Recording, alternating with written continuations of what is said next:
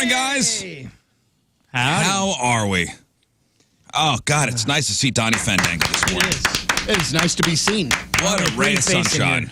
I am way too awake for 6 o'clock in the morning. You are pretty peppy. Yeah, I don't know why. I definitely didn't stay up and watch the end of the hockey game last night, so maybe that... Why? No, I was actually wondering if you did.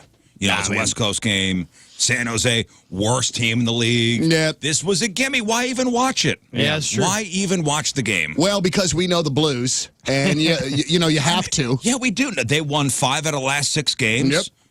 Hey, man, it's going to red happen. hot. Dude, it's going to happen. But I made it through the first period and was like, you know what? I think that this is going to be about it. I need to get some shutout. Yeah.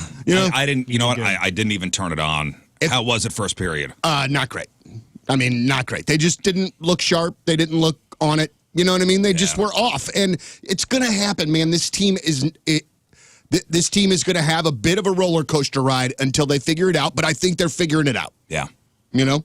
I do enjoy listening to the Last Minute Blues podcast when they run it on ESPN. Yeah. I'm usually sitting in the car outside some kind of hockey rink waiting for my son to finish up. Dude, it's been a lot of fun to do that. And actually, as a matter of fact, and I don't have the date in front of me because I'm terrible at self-promotion, but Jamie and I are going to be doing a Last Minute Blues podcast broadcast live in the next week and a Whoa. half. Heck yeah. We're going to do it out on the road, which is going to be a lot of fun because we have so much fun just doing it. And then, when Jamie can't help out, or when Jamie can't be there, I've had Jeremy Rutherford and Alex Ferrario in the last couple of weeks. Cast. Dude, so it's I feel like I'm just pulling from the best of all of these hockey worlds, and a lot of great minds. Yeah, very much Donnie. so. And Donnie, that's right. But also too, thankfully, the team is playing a little bit better lately because if they weren't, this is going to be a long season of talking Blues hockey. Yeah, we are coming up on the 1-year anniversary of us doing color commentary on the radio for a Blues game. Yeah. That was an interesting night. That. Dude, it's just so incredible. Yeah, Rafe, did you ever know that? So Donnie and I, it was Donnie, myself, and Chris Kerber calling a game. You have briefly mentioned this to me about Every other day. how stressful it was. You briefly mentioned this to me every day since I started. Yeah. I like to remind you. Yeah, but thanks for bringing it up again. No, you said that it was nerve-wracking. Oh, my God. Was it nerve-wracking? Well, and out of my element. Well, dude, and plus, Curbs is so locked in. He is so good and so locked in. You don't ever want to step on him. No. And you know that whatever quip that you're going to have or that I'm going to have is probably not going to be the quality and the level that Curbs has. So you just feel weird kind of jumping in there. I'm also not great at talking sports. I think I would, I'm not saying that without practice or anything, I'd be better at the play-by-play part as opposed to the color commentary part, where you add to what the play-by-play guy does. Yeah. And that's why you have ex-athletes or ex-pros as the color commentary people, because who know the ins and outs of it. And more importantly, can break it down so that you and I that have not played the game can understand it. Yeah. You know what I mean? And that to me is one of the most remarkable parts about Jamie Rivers, man. The way that he is able to break down a play. You don't necessarily have to know hockey before he is going, for him to be able to show you what it is that was the problem or what they did right or wrong. And, because I found myself just watching the game and listening to Kerber, who was sitting next to me, call it. 100%. That's what I found myself doing. Cool. Yeah. And I wanted chicken wings the entire time. But was I too get afraid it. to No, order them. I get it. Yeah. But just to know how they do it, and that'd be I didn't realize, all the players on their jerseys have like a little, it's like the size of a grain of rice, like sewn into their jerseys, and it shows when the players are on the ice, how long they've been on the ice, the length they've skated in feet. Yes. That's handy. And the rad thing was that it was set up on a screen in front of us, so we could watch the game, but then also there is this monster thing of stats on the other side that's constantly changing and updating. Like, as a sports nerd, straight in my veins. Yeah. I loved every second of it. It was really, It was really remarkable. From his height and everything of where he's watching, is it easy to tell who's doing what down on the ice? Or do you He have to said kinda... he could figure out who's on the ice without looking at the screen because he knows how they skate. Jeez. By just their strides, how they skate up and down the ice, he could tell who's on, who's out. And let me say something. I love blues hockey, but I don't love blues hockey that much. Yeah. You know what I'm saying? Like, I do not. That's something I couldn't do. And somebody had asked me, all right, so when they call these games, there must be a team of people that just, feeding them stats and stuff. I said, oh, no. No. I mean, for the most part, it's Joey Vitale and Chris Kerber. That's it. And an engineer sitting behind him. And Alex, chipping in between periods and things like that. And if there's a note, I mean, Alex is probably the one giving it to Curbs, but no, there is not a team. Yeah. Which is wild. Cool experience, though. Dude. Cool experience. Pinch me kind of stuff. Mm-hmm. And it's a lot different. It's a lot different calling a game play-by-play on the radio and on TV. Because obviously on TV you got the picture to go along with the call, but the radio you gotta paint the picture. Absolutely. Which brings me to this question, and this is my Friday leftovers segment. These are all stories I didn't get to this week, so I'm just gonna kind of bang through these. And a survey came out this week, and listen, I'm not gonna toot my own horn here, as a radio guy. Right. Thank you. And color commentator for the St. Louis Blues. Yes. One-time color commentator for the St. Louis Blues. Someone asked people to name the best decade for radio. So it was a giant survey done. And this poll actually asked people to name their top decade for other things as well. But I'll start with radio. Okay. What was the best decade for radio? I would have to think that it was probably like in the 45 single days of like the 60s, where it was like kind of this newer thing, and there was a lot of great music out at the same time. FM radio was just really kind of catching on in earnest. Or was it the decade with the real radio programs where it was our TV? There was no real TV. I mean, there was TV, but there was, two networks. War of the Worlds. And it was storytelling, and it was from A Christmas Story, the family gathering around the radio. Yeah. To listen to their program. That would probably The Lone Ranger, or what was the Ovaltine? What were they listening to on the Oval? Red Ryder? No, in A Christmas Story. Yes. Pirate thing? I know it was a Western, but I cannot remember what it was. Well, whatever. Was it that time? Yeah. That's For me. Yeah. As a child of the 90s, I would say it was the 90s. When I was locked in, glued to the radio. Where it was every week, I would wait for something new to come out. And something new was coming out, and something was awesome every week that was coming out. I loved it, man. My addiction started in the 80s. Like mid 80s is when I got my first cassette recorder, or AM FM cassette recorder, and could start taping songs off the radio. That's when that was me in the 90s. That's when it really started to get that way for me, was late 80s. Little Orphan Annie. Oh, okay. Yeah, I think, I guess it would always be your teenage years will be the best time, just because it's so exciting, so fresh and different, and I don't know, it's pretty neato. You're kind of figuring out your own person, too, at the time, or at least I was, and that was one of the most exciting things about it. You're not necessarily just listening to your folks' music anymore. You're starting to have your own stuff that you like. Yeah, because I grew up being pretty much the biggest music fan in our house. We listened to some radio, but usually it was just me by myself. And so there's KTTS in Springfield, which is a country station that also had the news all the time. And for some reason, I loved that station.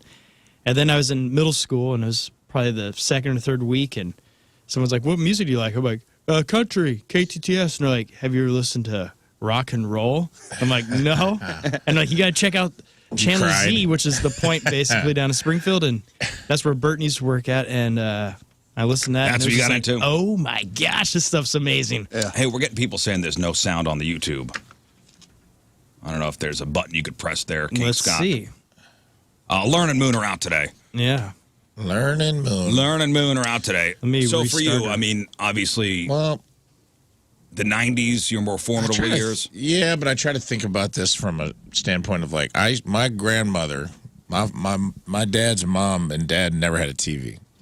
They still listen to that's how I got eclectic music taste. I'd sit with my grandma and listen to like the Grand Ole Opry and stuff on Sundays. And like Wolfman Jack and some of these like iconic Casey Kasem's Top 40, like those were like national radio programs, you know. And I don't know when that started. Was Wolfman Jack the 50s? I would have think 50s, 60s. Yeah, I would think it would have been late 50s. So I can't figure out. You made a good point I hadn't really considered, which is like, oh, there was a time when radio was TV. Yeah. And that was the golden age. And it's like there was probably, you know, CBS was on the radio. Well, for me, it was the 80s when my mom would have, you know, her station on in the car, and I wasn't allowed to touch the radio. And then I got my own boombox, and I was able to listen to radio on my own. Yeah, man. In my room. Oh. Yeah, that was a big turning point. Mm-hmm. And I tape songs off the radio and, you know, pretend to be on. Yeah, that was the best.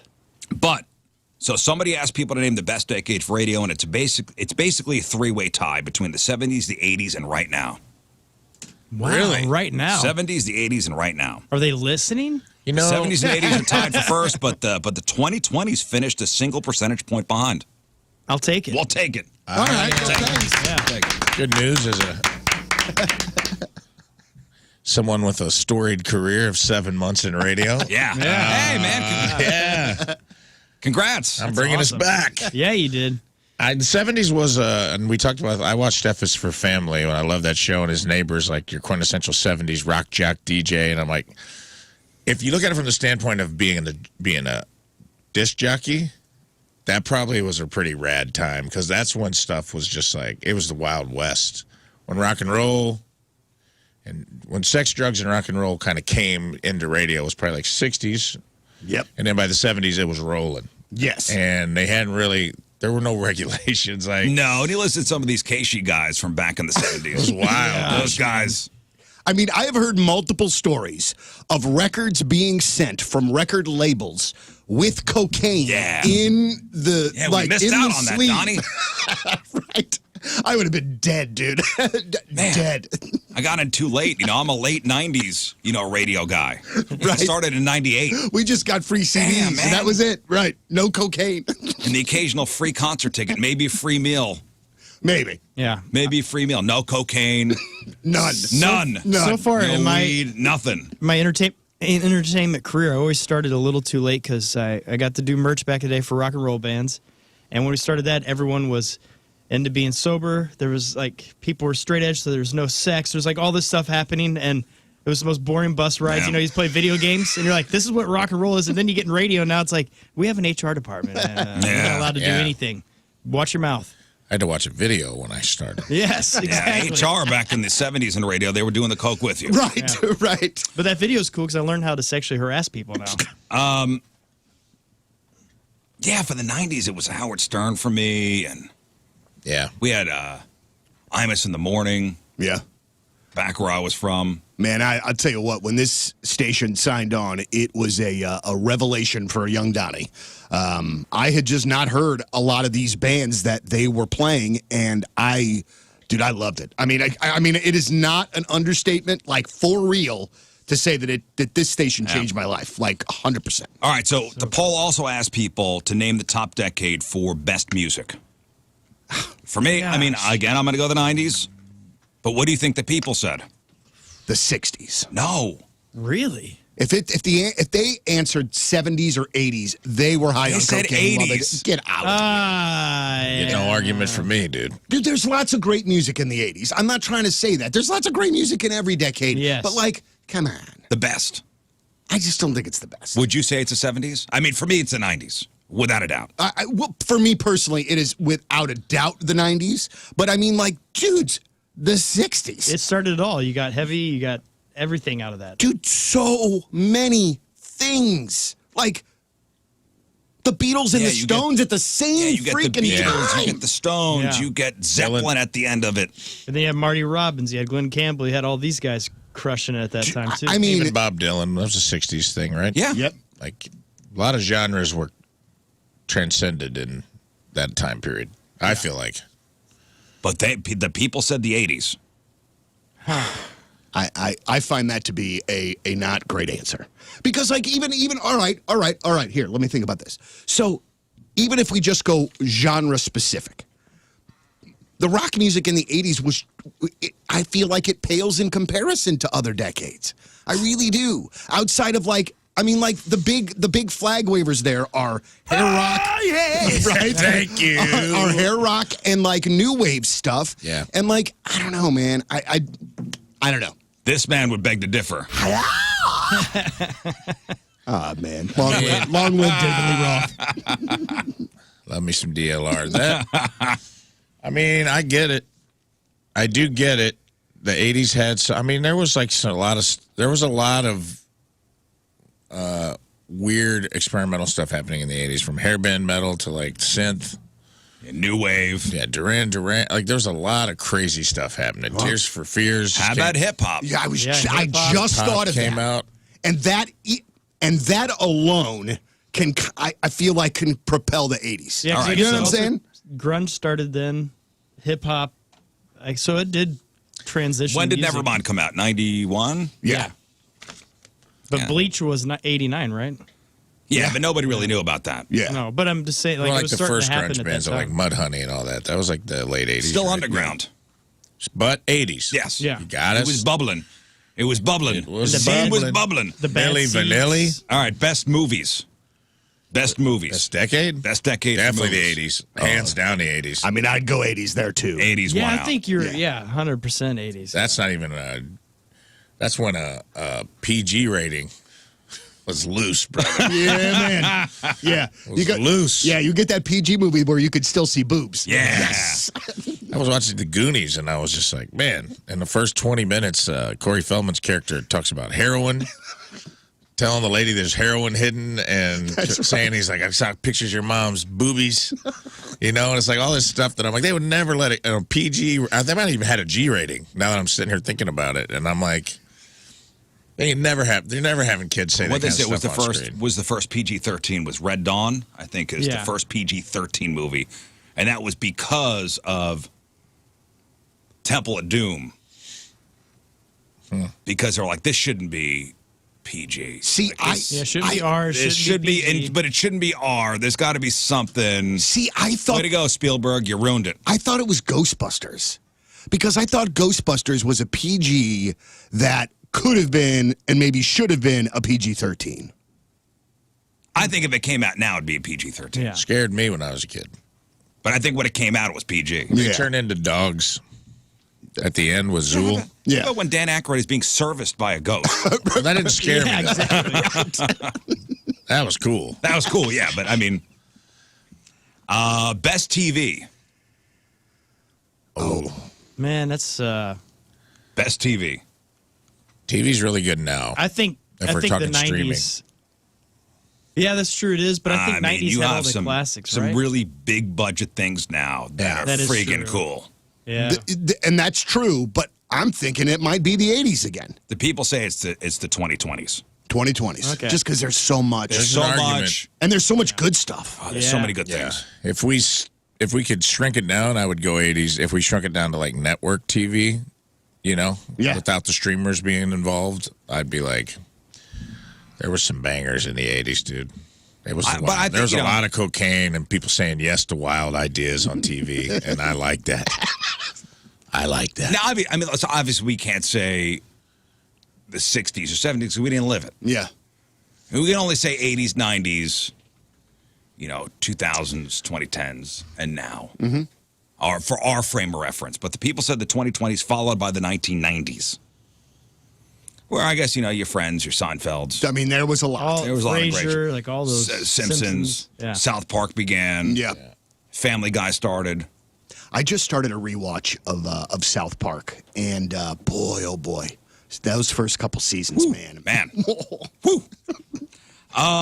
Best fashion.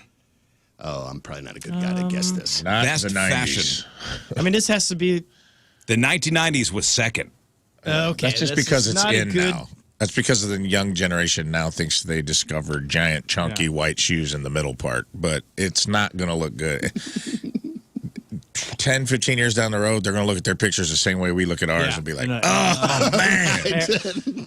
Why is the necklace so tight? That's crazy that I thought that looked good. Yeah, no. You think kids Frosted later tips. on will talk about this? I don't feel like there's anything going on. we're just copying Every the 90s right now. fashion moves in what I would call 25-year cycles, where like when Britney and Justin wore denim to the VMAs, I remember, and Beyonce and Jay-Z, and I'm like, that's just 70s fashion. And that was probably what, late 90s? Yeah. Late 90s, early 2000s. Remember the whale tails? Yeah. Oh, yeah. It just goes Bell in. bottoms were The still low jeans on women, the whale tails, Yep. and And the, that's, 80s, and then high-waisted pants came back for women. Mom jeans. Let's just call them what they are. mom They jeans. look great on some ladies, but them's mom jeans, dude. And that was 80s, early 90s, that high-waisted, and then low-rise will come back. It's right around the corner. Yep.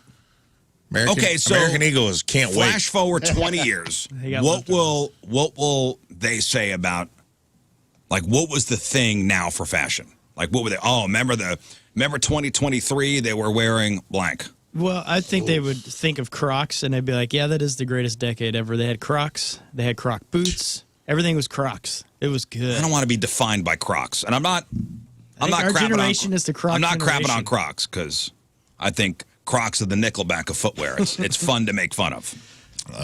They're comfortable. They're horrendous, but whatever. What would they say about what we wear now? What's the thing? We as in us 40-year-old men? No, Probably nothing. no. When you look back on this year, This generation? I think it was you're- sloppy. They would say we dress sloppy and not put together. like if I look back at the 90s, I go, okay, Oh. Jenkos. That's the thing that sticks out to me. Well, now, yeah, okay. Well, so now everybody's back to, we were baggy for a number of years. We were and baggy in the now- 90s. And then now the bottom of the pant leg is smaller. Everything's tight. Everything's tight. Skinny jeans? Yeah. Yeah, that's out. Yeah, skinny jeans out. Skinny jeans are out. You know what's coming back in is the full tracksuit, which I really like because I love those. But Who that's wears going to full be tracksuits? It's the new thing, man. Dude, Just wait, you it's coming would in. look fresh as hell. Yeah, I gotta in get one me of a those, man. tracksuit. Who wears full tracksuits? They're back, baby. They're going to be Steve the Ewing from thing. The Urge. He does. Yes, He yeah, does. he looks He cool does. in everything, man. It's not fair. That guy's like a model. Best fashion, they say, the 2020s, then the 90s. Which is funny because 90s fashion is kind of coming back. Absolutely. Best food, I mean, right now got 3 times more votes than any other decade. They also asked which decade you'd most want to live in. Which decade would you most want to live in? I'll just say pre-1950s ranked last. Really? Yeah, that doesn't sound like a good time. Nah. The 40s? That come on, guys. That sounds like a blast. I mean, Come on, the 30s, Great Depression. Yeah, Come let's on. do No? yeah, I tell you what. For me, I would go back to the '60s so that I could would? see the Beatles or the Stones live. A billion percent. Yes. Yeah, I think 60s would be the best because you could work anywhere, make a living, and buy a house, buy a car, but also travel was extremely cheap, so you can go anywhere on the planet for next to nothing, and there wasn't really any of the... You can go to any country pretty much at that time. No one had any stoppages just because you're from the U.S. You can't go to, Cuba or whatever. Like, you go anywhere. I don't know. I'm That would've saying been kinda right fun. now. Man, it's hard to live in the internet era and say you want to go back to Right. That's what I'm pre-internet. saying. Like, I got this device in my pocket does everything. Like, it sounds cool in I have theory. any Think about piece of plane information I tickets for want. $10. I don't travel. I think about, like, going back to the 60s, and you're like, yes, Beatles, Stones, all these... Seeger when he first came out. Yeah.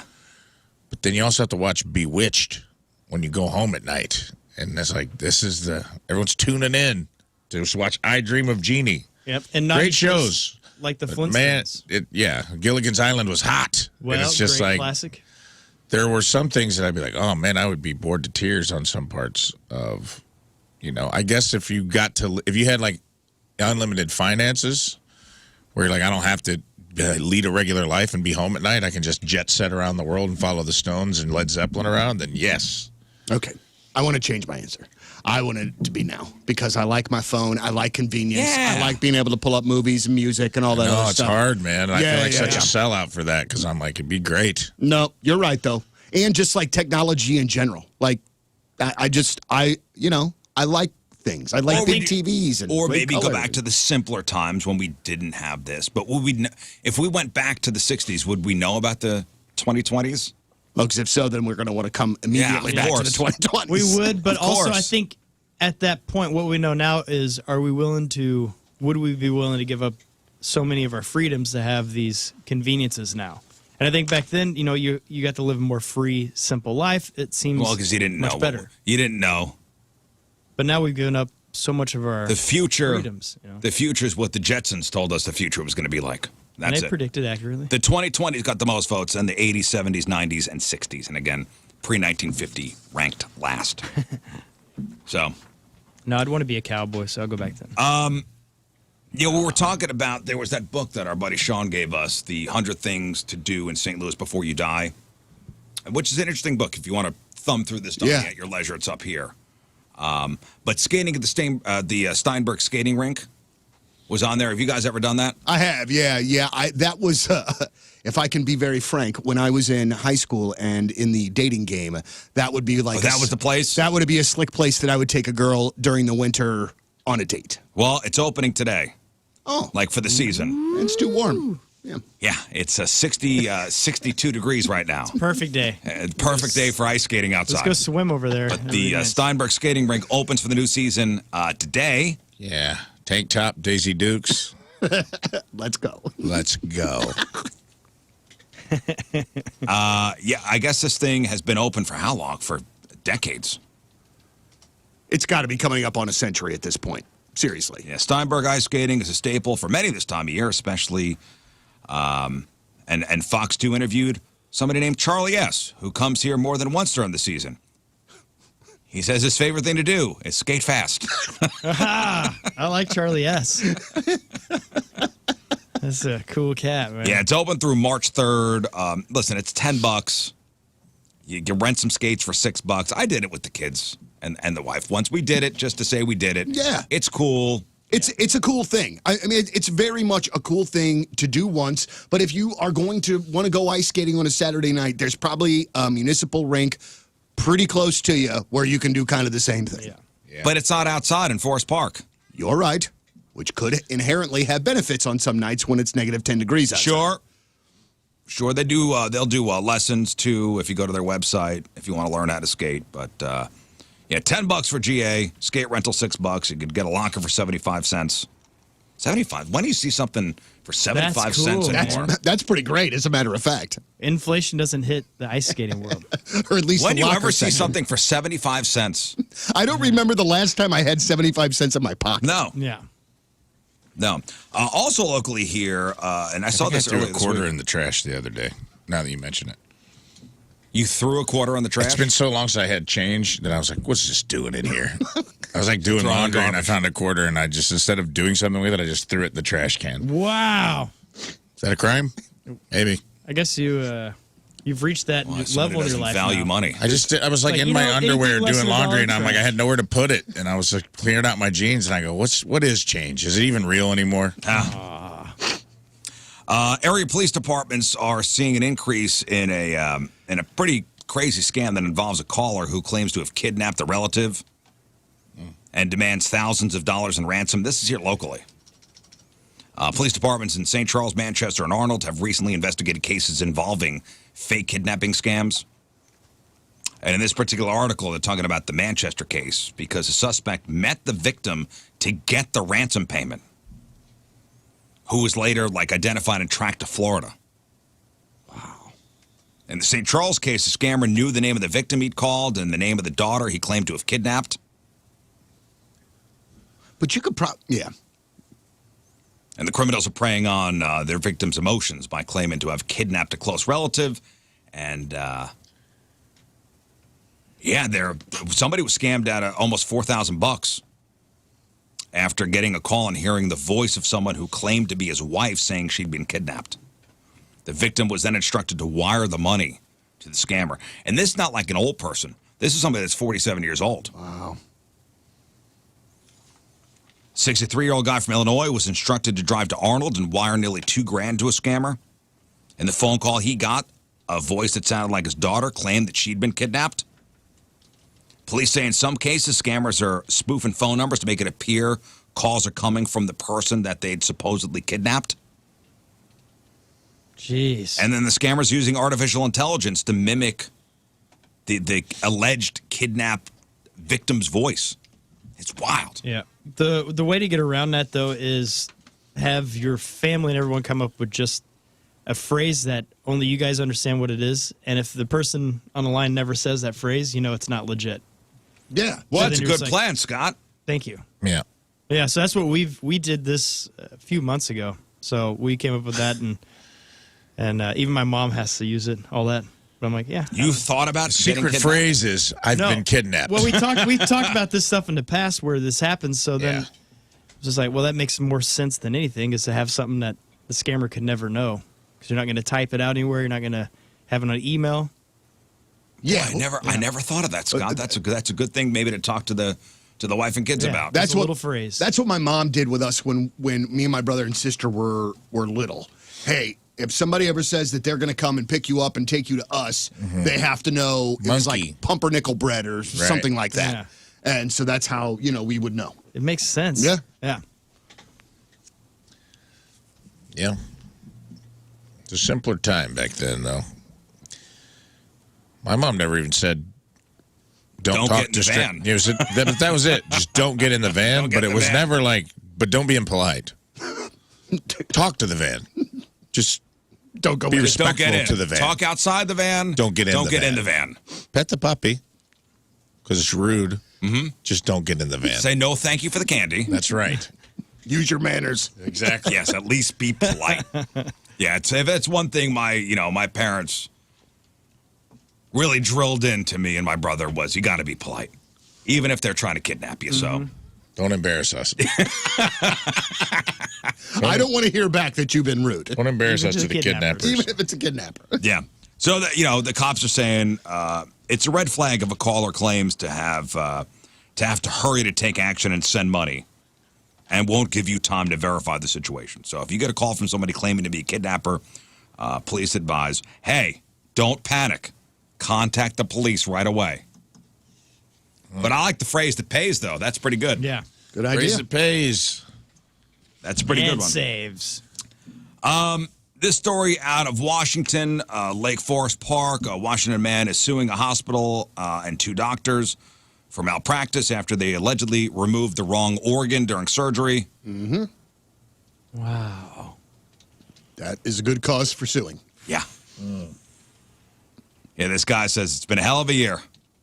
While detailing the mishap, which he says happened back in 2022, he went in for abdominal pain, was diagnosed with appendicitis, and they said, your appendix has to go. But things did not go as planned in the emergency room, in the operating room. He says when he woke up, came out of the drugs, he was in pain, much worse than it had been when he actually went into the hospital. He claims the doctors couldn't find his appendix and ended up removing part of his lower colon instead. Oh, What? man. Well, while we're in here, we're going to take something out. Well, Can't listen- find the appendix. Listen, you're opened up. We're getting our money's worth somehow. Yeah. What? Yeah, they took out his part of his lower colon. So how much money is this guy going to win? I don't know. He should get a lot, though. A lot. Yeah. Well, we can't find the appendix. We got to take out another part that you might find in a book. How about the colon? It's pretty good. Doctor? Yeah, so a CT scan a couple days later revealed that, the appendix, which was the reason why he was in there, was even more inflamed, and they had to go back into surgery. Oh, man. Meanwhile, doctors had allegedly punctured his colon during the initial operation, causing its contents to spill into his abdominal cavity. Dude, that's- and make him much sicker. Dude, that happened to my friend. He almost died. You get sepsis bad. Yeah. He was sick. Like, they clipped his colon in a surgery, and, you basically have fecal matter fill up your body cavity. Ugh. And you don't know what's happening. It's basically you have your waste is leaking inside of your body cavity and touching everything. Yeah. And he was messed up, dude. He was in the hospital for 4 months. Yeah, he says he was suffering from a leaking colon that created sepsis and infection. He almost died. That's bad news, brother. He had to undergo another surgery to repair the colon and the infection, manage the infection. He claimed that when the surgeon who performed the botched appendectomy addressed the situation 8 days later, quote, she seemed to just make light of it. See, this would be an instance in which that I would lose my temper. Yeah. Just gonna say that was somebody.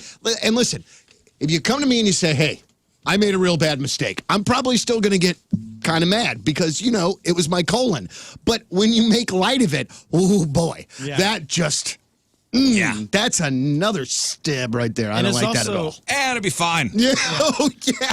If that happened to me, I'd also think twice about hiring my surgeon from the Groupon.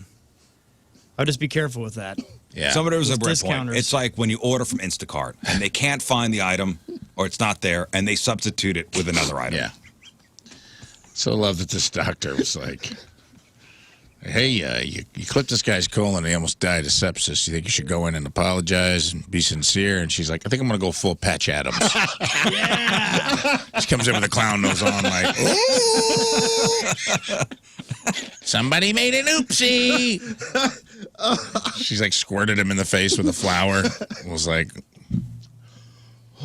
Yeah, I think the Instacart analogy is pretty good. Yeah. Dude, that Patch Adams thing got me, man. Woo. So will the Like, surgeon keep a job? they're at avocado, so I got you an ice cream cake. yeah. Right. It's healthy, right? That's the same thing, right? Yeah. At least it's something while we're in there. Yeah, this guy should get $1 million bazillion. This poor guy. He will. That happens a lot, man. My friend is a workman's comp attorney, and he's told me some crazy. I mean, like, it's the old analogy of like, what do you call the guy that graduated last at a Guatemalan med school? Doctor.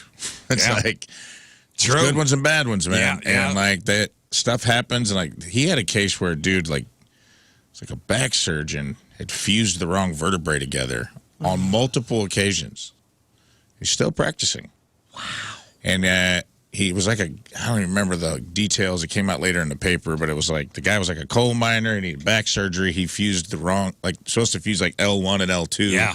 He fused L3 to L2. Oh, yeah, it's not good. And then they went back and falsified the documents to make it seem like that was the right surgery to cover his tracks. And then when he got put on the stand, he was like, well, I did it for the patient because the patient said they felt relief from their suffering. And even if it was psychosomatic, I wanted to encourage recovery. He tried to like paint himself in a light of like, I did it for them. Yeah. The guy won a huge lawsuit against him, but it's crazy. It reminds me of a story, and I think we had this last year. A surgeon out of Austria removed the wrong leg during a surgery. It was supposed to be one leg, and they took the other leg off. And they just fined the surgeon. Not like, well, listen, turn in your scalpel and stethoscope. This is the job not for you. Just a fine. The patient's right leg was going to be removed instead of the left, and they discovered the mistake a couple days later. Oh, man. Gosh. I got to tell you something. I don't really have a fear of, going to the doctor, going to the hospital, things like that.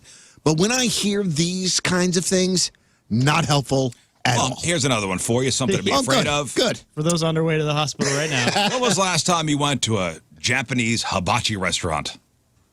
Been a while. It's been a bit. Isn't it? For me, those are like you bring the kids and they enjoy the show. Dude, 100%. Yes. I don't like other people watching me eat.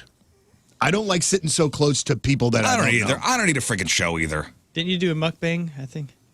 I did, but I don't. But that's like on YouTube. I don't care if you're. I don't want to stare at the cook. Oh, okay. Do you know what I mean? I don't want the guy that's like just. I don't want a guy throwing shrimp in my mouth. Yeah. Well, that does sound fun in theory. Listen, onion volcano. It's cool to see. See, I'm hillbilly enough where I'm like, this is awesome, and I always thought they were such classy, fancy restaurants. The kids every once in a while for a birthday will go, hey, can we go to Habachi? All right, hey, it's a fun thing to do as a family. Yeah. Sit there, watch the show. Yeah, dude. And I mean, I'm eating good every time I'm doing one of those. Shrimp and hat. They always have the squirt bottle where the string comes out. Don't give away all their secrets. There's clip your colon. I don't know. Okay, maybe a date now. I don't know. The food's always mediocre, but whatever. Yeah. It is what it is. You always get the same thing. Yeah, right. Steak, Sauce. chicken, shrimp. It's fine. Let's put some fried rice. It's better than I would have gotten at home that night, most likely. Sure. Yeah. I guess at a Japanese steakhouse in Florida, some people were dosed with meth during their meal. Happens. The Nico Japanese Steakhouse under investigation by the county sheriff's office down there in Pace, Florida. Business shut down last week after investigators say 7 people tested positive for a narcotic. A couple people went to go test it and like, you have meth in your system. I couldn't even imagine. Both described the experience as a nightmare, still struggling with what happened. Here are 2 of the victims talking about... Here are 2 of the victims talking about being dosed. It took several days for me to get a full night's sleep, even then I have nightmares. We all tested positive for methamphetamines. Heart rate spiked. I remember seeing the heart rate monitor hit nearly 200. I was horrified of what that meant. I also saw that Nico's posted a Facebook update about how they were compliant with the police. The owners probably aren't the ones that have to do with it. It's probably not their fault. Yeah, it's wild. So they were eating, somehow meth got into whatever. Interesting. Can you imagine going for hibachi and looking at your wife and going, you want to run home? Yeah. Forget the car. I feel like I ate half a shrimp and was full. Want us leave the car and just run home? Well, there was a dead giveaway that when they did the onion volcano, the guy had a rolled up dollar bill and he was smoking all the smoke out of it. Hey, how come our chef keeps smoking the onion volcano and blowing it out and calling himself a vape god? Also, why is he scratching his skin so hard? Isn't it wild, though? The woman's like, I didn't sleep for like 3 days. Her house is clean. Yeah. Dude, I was just talking. I mean, you got stuff done. What, are you mad about productivity? You can't sue for that. I mean, yeah, sure, your heart rate's at 200, but fine. But your ceiling tiles are squeaky clean. Oh, yeah. Yeah, we finally got rid of that stucco that we've been looking to get rid of. Yeah, I knocked the wall out in the dining room, and now I have a great room. So, yeah, I guess this place is in trouble. Yeah. And speaking of food, at the Fandango household, Okay. you guys hosting Thanksgiving? You know what? Thanksgiving is a bit up in the air this year because we've had a loss in the family in the last couple of days. But I don't think that we will host. I don't know. I'm sorry that I don't know that. But we normally go to Mary's folks, and I'm not sure that we're doing that this particular year. Oh, really? Yeah, because long story short, but we lost somebody in the family, and it actually happened the day before yesterday. So Denise and Lee are kind of the ones that spearhead the Thanksgiving thing. So I'm not sure that that's going to happen this year. Well, normally, do you guys host or you go somewhere? No, we go somewhere. We go to Mary's dad's, and then we go to my folks. I invited Rafe over to our house. Are you gonna swing by? I might. Nice. Come on by. Because I know Tina's on tour. Tina's on tour. I'm trying to avoid the calories, but we'll see. I mean, you throw calories out the window, buddy. I know, It doesn't count. man. They man. don't work on that day. It's okay. Can I say something? And I don't want to start an argument on a Friday morning, all right? And I saw Martha Stewart say this, and I'm not saying that I love to agree with Martha Stewart. I think I'm a little tired of turkey. Oh, that's not. Thanksgiving's a sides holiday, dude. We You're in a safe said that. space for that. Okay. You're in a safe space for that. Like, Turkey's not the main event. I think it's something that people feel like they need to have. Mm-hmm. But you're covering it with gravy. And I think it looks kind of fancy, on It looks good. big Again, silver the plate. yeah, you're right. It's good to carve. It's a good centerpiece. Yeah. But I just feel like a lot of people get really jazzed up about the turkey. I don't want to take away fun for you, whatever. But I don't know. It's kind of my least favorite part of the whole thing. Yeah, that's Do like a people person get who jazzed really. up? for that turkey. I think they're lying. What about the deep frying days? Remember, everybody was into deep frying? No, I deep fried the turkey that one year. I'll never do it again. Dude, turkey is the missionary position of holidays. Yeah. Like, yeah, everybody's going to do it. It's not anybody's favorite. You know what I mean? It's just not. I love when Mike. You seem really upset that I said that. No, it's true. Thank you. Like I'm making stuffing. Like I'm looking forward to the mashed potatoes. We are getting our turkey smoked this year, so maybe that'll be. Feels like candied yams is something you only get on your birthday, maybe New Year's Eve if she's been drinking. Right. You know what I mean? Nice. We're gonna put meth in ours this year. So yeah, meth turkey. It's really gonna enjoy it. But when you go to somebody's house, so Rafe, you're coming over. Okay. Are you going to come over? What are we going to have a setting for Rafe Williams? Yes. Okay. I feel like I'm not putting him on the spot. spot. I thought about on the spot. I want to come. I really want to meet for dessert. I'll come by because I really want to meet my in-laws. I want to see how your family interacts as a unit, full unit. Yeah, all my in-laws are coming in. Oh wow, I'm excited for that. A lot of Russians at my house, and I'm interested in that. I've just been trying to duck. I thought about just going and getting like a family platter of deviled eggs and just staying at my house and eating all deviled eggs. Making a deviled eggs Thanksgiving. Yeah. Deviled Maybe eggs get for breakfast. Different deviled eggs from different places and just make it a spread. Breakfast, lunch, and dinner. Yeah. I'm going to tell you something. I would commit a crime for the deviled eggs at Salt and Smoke. Thank you. Right now. On the pimento cheese. I've talked about this on the air, dude. Gosh, dang it. Little piece of pork gel bacon, right in the middle. Don't sleep on those, brother. Whoever invented that, I want to give him a hug. Like, just. Yeah, I'm not a deviled eggs guy, but if I go to Salt and Smoke next time, I will. You should, man. They're the unsung hero of the holidays. Hey, before I forget, they're ready. Though, big shout out to Gramophone for delivering sandwiches. Yeah. What a nice surprise getting off the air yesterday. I know, Scott, you missed it. But I'm heartbroken. Please tell me there's some in the fridge. I walked to my office, and on my desk was a giant box filled with sandwiches. Yeah. Filled with sandwiches. Did any of them accidentally get saved? And No, Lern actually went around and walked around and there were so many. Yeah. She went to sales and everybody got a Gramophone sandwich yesterday. Awesome. I honestly believe, and I'll have the conversation, I'm not closed-minded about this in the slightest. I think Gramophone's the best sandwich in town. And there's a lot, and that is a high bar. But man, I had 2 sandwiches yesterday, and they were brilliant, but wonderful. I just want to say, I don't think there is a best sandwich here. I don't think there's a best. There's so many great sandwich places. It's a mood. Oh, Yes, you're right. You know what? That's right, because as I'm even saying this, I'm thinking Joya's in the back of my head. Yeah. And good Lord. Remember Joyce came in last week? Yeah, man. So far. The Grands. Yeah. What a great sandwich. Yep. Blue City Deli is incredible. Vivola's place. It's around the corner. Yep, our friends over there. They're good. Yeah, I don't think there's a best. I'm going to be honest with you. Yeah, I know that's like a wishy-washy answer. No, it's not, though. I don't think there always has to be the best. Vitalis, somebody said, I haven't even had this yet. Somebody's like, Vitalis, don't sleep on Vitalis. Yeah, I haven't had that. But, all right, back to Thanksgiving. So sorry, if you're coming, that was my fault I just want to thank Gramophone before I forget about it. All right, you're coming over. Okay. Rafe Williams coming over. What are you bringing? Are you bringing something? Oh, now the invite's turned into some work. No, I'm just saying, if to take me out of the equation, somebody invites you over, you're definitely bringing something with you, right? You're not showing up empty-handed, right? If it's grandma's, no. Grandma likes cooking. Grandma's going to take care of it. If like a Friendsgiving situation, yes, I will do that. Even a bottle of something.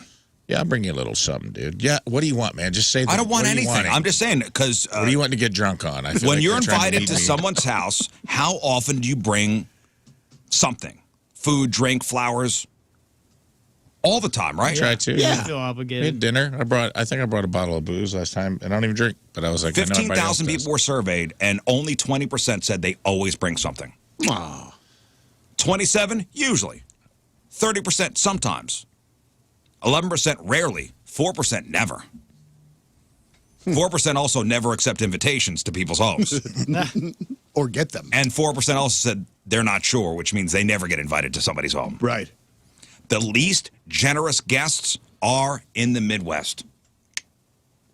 Interesting. We got to fix that, guys. Right. You got to bring something. I mean, You got to bring something. There is no situation, even if you're going to an aunt or uncle's house, even your parents' house, you got to bring something. We do need to change that, but I remember in Shelvina stuff, there's always common to have meals after church on Sundays somewhere in someone's house or something like that, and they always like, I have everything, don't bring any, so you never bring anything. You can just go offer, to their though. home. You could offer, or you bring flowers for the host. That's a good call. Of course, it's a good that needs call. to happen. But we never did that as kids. Dude, That do never you want flowers? Is that what's going on here? It'd be nice. I feel like Rafe's getting some mixed messages here on I know. what to bring, on the whole thing. I'm going to bring you He's an just trying to edible warn you. bouquet. Deviled eggs edible bouquet. A deviled eggs bouquet? Uh-huh. I have good- ideas. That sounds delicious. Good news, it bad does, news on the Turkey Day front. The average Thanksgiving will cost a little less this year, dropping all the way down to the second most expensive Thanksgiving ever. Yeah. So the American Farm Bureau Federation released their annual report on the cost of an average Thanksgiving meal for 10 people. $61.17, down from $64.05 last year, which if you're feeding 10 people for $61.17, your Thanksgiving sucks. Or you have a great farm, one of the I'm two. afraid to say it. That's $6.12 ahead. A 4.5% decrease from 2022. They base it on 12 Thanksgiving staples, but not everyone thinks they're the best choices. For example, they factor in sweet potatoes, not mashed potatoes. Dude, if I go to your Thanksgiving and there's not a mashed potato option, come on, man, what are you doing? Yeah, I'm upset. What are you doing? Listen, Yeah. I don't like to be told that I have to like sweet potatoes. I don't like them. I've never liked them, and I need another option. Thank you. Like, Yams. I get, but that's the same thing. Potatoes. Like, okay, I get having sweet potatoes on the table, but you have to have mashed potatoes. Dude, I'm going to tell you something. Let me. My grandmother Holly, my great grandma Holly, the best mashed potatoes, the butteriest, saltiest, most probably unhealthy, but gosh, they were just perfect, man. Perfect. Yeah, we'll get into mashed potatoes here in a second. Okay. But you got to have mashed potatoes. You got to have a stuffing. If those two things, okay, yes, cranberry sauce is a thing, but if that's missing, yeah, I like cranberry sauce. Okay, I could deal. Yeah, but I feel like that one's a big one to have missing because the whole point of Thanksgiving is everything just blends into one piece of food by the end of it, and that you need the sugar in there, you need that sweetness from that. So they've been using the same 12 foods since 1986 when they started this report. So back then, Thanksgiving cost $2.87 a person, but if you adjust for inflation, that's over $8 in today's money. So $6.12 isn't really that bad. As always, the most expensive item is the turkey, just over $27 for a 16-pound bird. That's down about 5% from last year. That's great. So there are plenty of times to watch what you eat, and I know Rafe's counting calories, but for a lot of people that starts sometime after the next 6 weeks. But here's the real question: what food is going to get you constipated during Thanksgiving? There's a survey out on holiday foods that cause constipation for some people. If you're wondering who's thinking about that right now, it was commissioned by a company that makes laxatives. So, yeah. Turkey's number one. 44% of people say it could get them backed up. If I hit the post Thanksgiving turkey sandwiches too hard, absolutely. Yeah, it'll get you backed up. Yeah, Pecan pie is second, followed by potatoes, chocolate, pumpkin pie, fudge, sugary candies, stuffing, ham, and a rack of lamb. I love a good pecan pie. Oh, yeah. It's the best. The top beverages that clog our systems include chocolate milk, non-alcoholic eggnog, hot chocolate, espresso martinis, alcoholic eggnog, and peppermint martinis. Overall, 70% of people say they experience constipation more frequently during the holiday season. Yeah. It is impressive, by the way, that people pig out so much, and yet they could still identify the culprit that's the main cause of the problem. That's what I was just getting ready to say, dude. I'm like, is it any specific item, or is it just the mass quantities of cement you're putting? Like, you're a cement mixer down there, dude. Think of all the stuff you're putting down there. Your stomach is basically like one of those rolling trucks. Yeah, and you're sitting on a couch afterwards and hanging out with family just yapping and not moving. Yeah, you Of course really, it's sitting there. walk around and get things, get the system going. It's just all starch, too, man. It's like so much starch. Every side is starch. Yeah. You're just like loading up on it. Yeah. Especially, all right, fine, I'll take 4 helpings of mashed potatoes. I mean, look at what that cranberry sauce does inside of how it coagulates inside a can. What is Imagine that what it's doing doing inside your inside your gut. Now, if you're in charge of mashed potatoes at Thanksgiving, you might have strong opinions on this. What is the best type of potato to use? So somebody talked to a bunch of different chefs, and it depends on, which kind of texture you prefer. So if you want light and fluffy, use the russets. That's the same type you'd use for a baked potato. They're starchier than other options. They tend to add more fluff. Just don't overmash them or they'll get too sticky. Yukon Gold? That's thick and creamy. If you want thick and creamy, you use the Yukon Gold. That's the pro That's level where I'm there. at. That is pro. They're smoother and have a buttery texture. Yeah. Yep. They also absorb less water than russets, so there's less of a chance of, getting runny or mushy mashed potatoes if you mess something up. Light and fluffy, but also creamy, you could use a mix of 2. Mix the russets. Mix the Yukon Golds. Whoa. Yeah, that's allowed. Get crazy. What? Try a 2-to-1 ratio with more Yukons than russets. Now, if you want to avoid the peeling, use the red potatoes. Ooh. Red potatoes. The peel should basically fall off after they're boiled, or you can just leave them on. Or do like a smashed potato thing. That ain't bad either. I'm down. It's the only thing that I don't like about doing this show with you guys in the morning is that we will get on a food conversation at some point or the other, and then now I'm really, really hungry, and Yes. the Cheez-Its that I have in my office are not going to do the trick. We'll end that in a moment where you're not going to want to eat after you hear the freak of the week. And finally, on the food tip, Mary is a great cook, right? Yeah, man, too good actually. Tina, does she cook at all? A little bit. Okay. Allison, does she cook? Yep. She's a great cook. I think in my house, I'm pretty much the chef. My wife does some good things, but do you guys have all the gadgets at your house? We try to keep them down to a minimum, but we got all the necessary ones to get any meal made pretty much. So like, what do you mean by that? Like, do you have a potato masher at your house? Yes. Yeah, my wife. Her arms? Mm-hmm. No, we don't. I need one of those. I'm not trying to be dumb, but like, are you just talking about the thing? Yeah. Actually, of course. I use a ricer for my potato, my mashed potatoes. Really? Captain Fancy. Yeah, well, yeah. Must be nice. Yeah. Jeez. I'm going to the East Wing to rice the potatoes, dear. Dang, it pays to have your name on the wall, doesn't it? That's So right, most buddy. people will cook for Thanksgiving or, if you're doing a Friendsgiving from their own kitchen, but some people will be working with, within unfamiliar territory.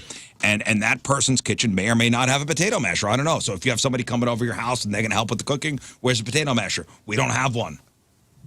Yeah, I don't know. So there's some exciting new research out on kitchen utensils, and it includes data on how common various utensils are. I told you, these are the Friday leftovers, guys. Exciting new research. Yeah. I'm excited, man. Please. More than 90% of people have the basics. Your can openers, your measuring cups, your measuring spoons and spatulas. At least 80% have steak knives and cutting boards and whisks and graters and peelers and tongs and ladles. But there's a big drop-off after that. You guys have a rolling pin at your house? Yes. Somewhere. 73% have a rolling pin.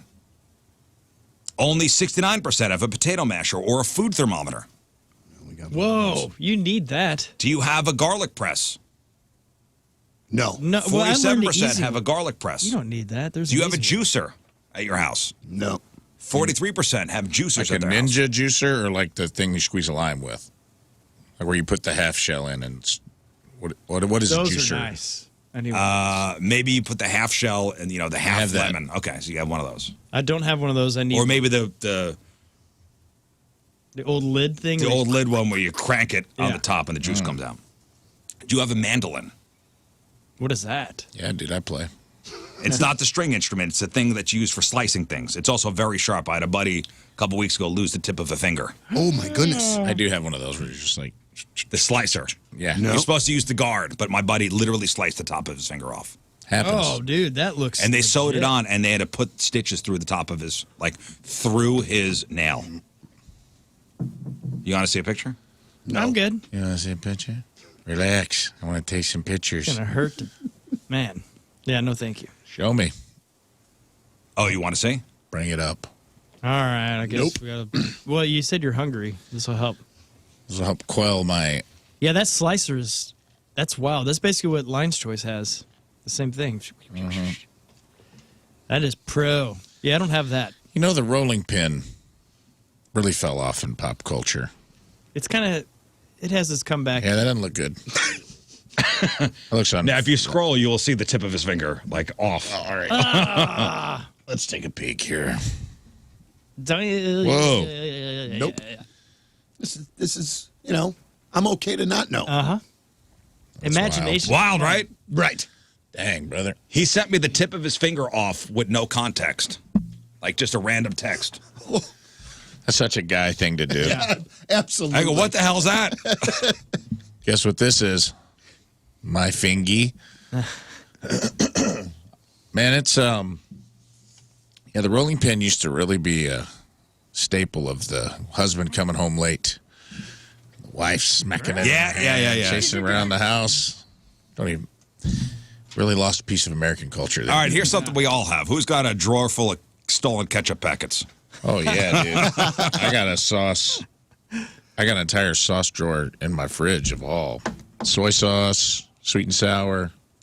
You name it. Who's got rusty scissors you're only supposed to use for coupons, but admit it, you also use them to open up a salad bag? Yeah. Who's got one of those dumb signs that just say eat in cursive in their house? Anybody?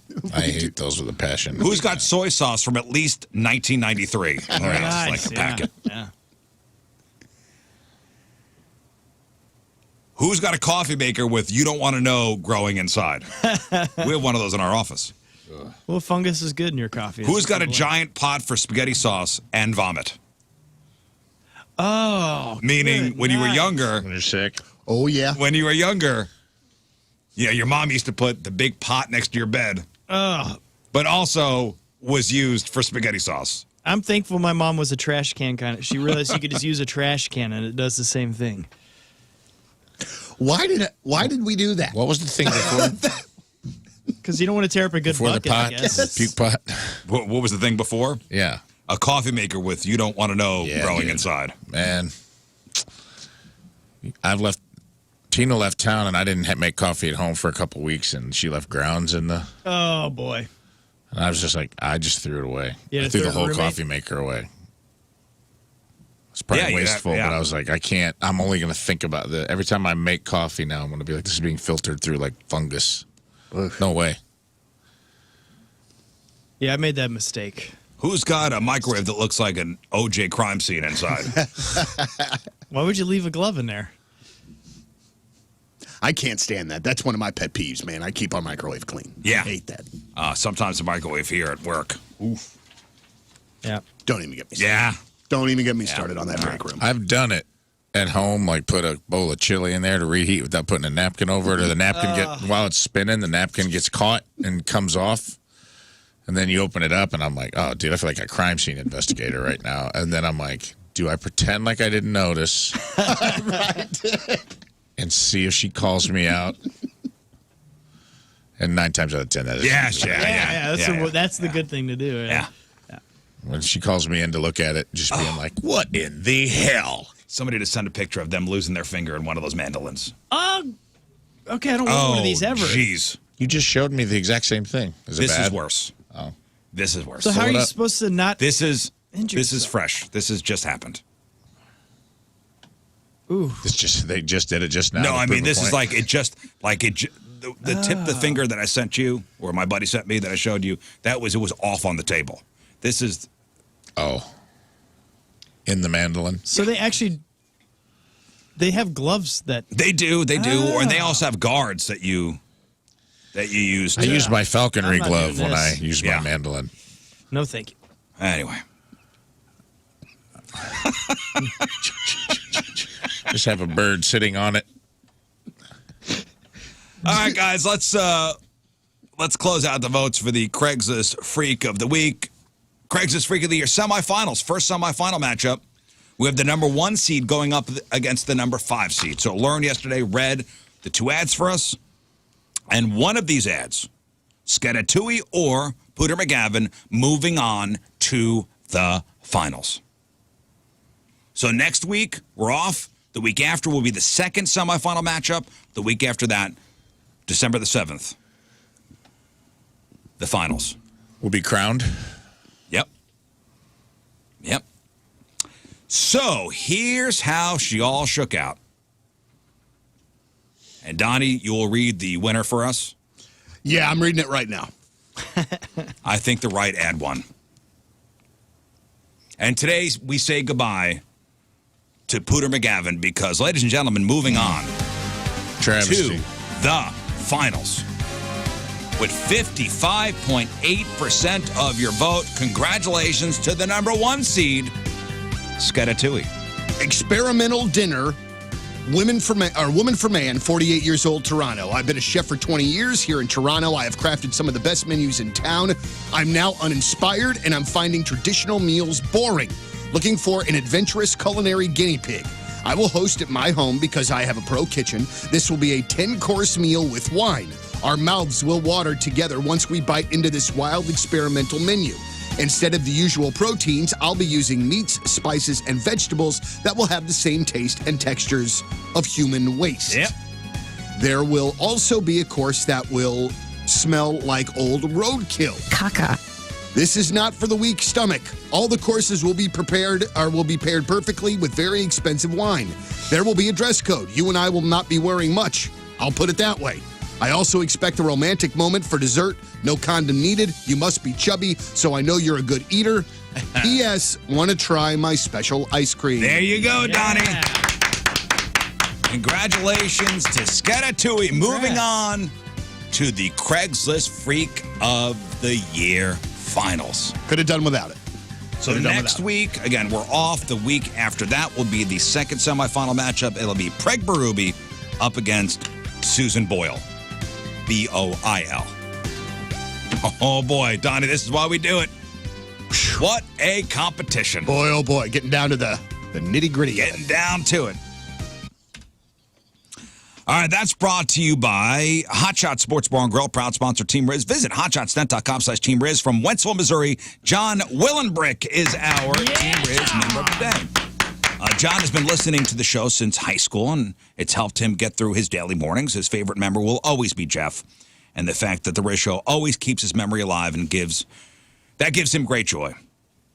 John loves the flow and banter on the show and all the different personalities. It makes him feel like he's in a room with the crew when he's sitting at his desk working all day.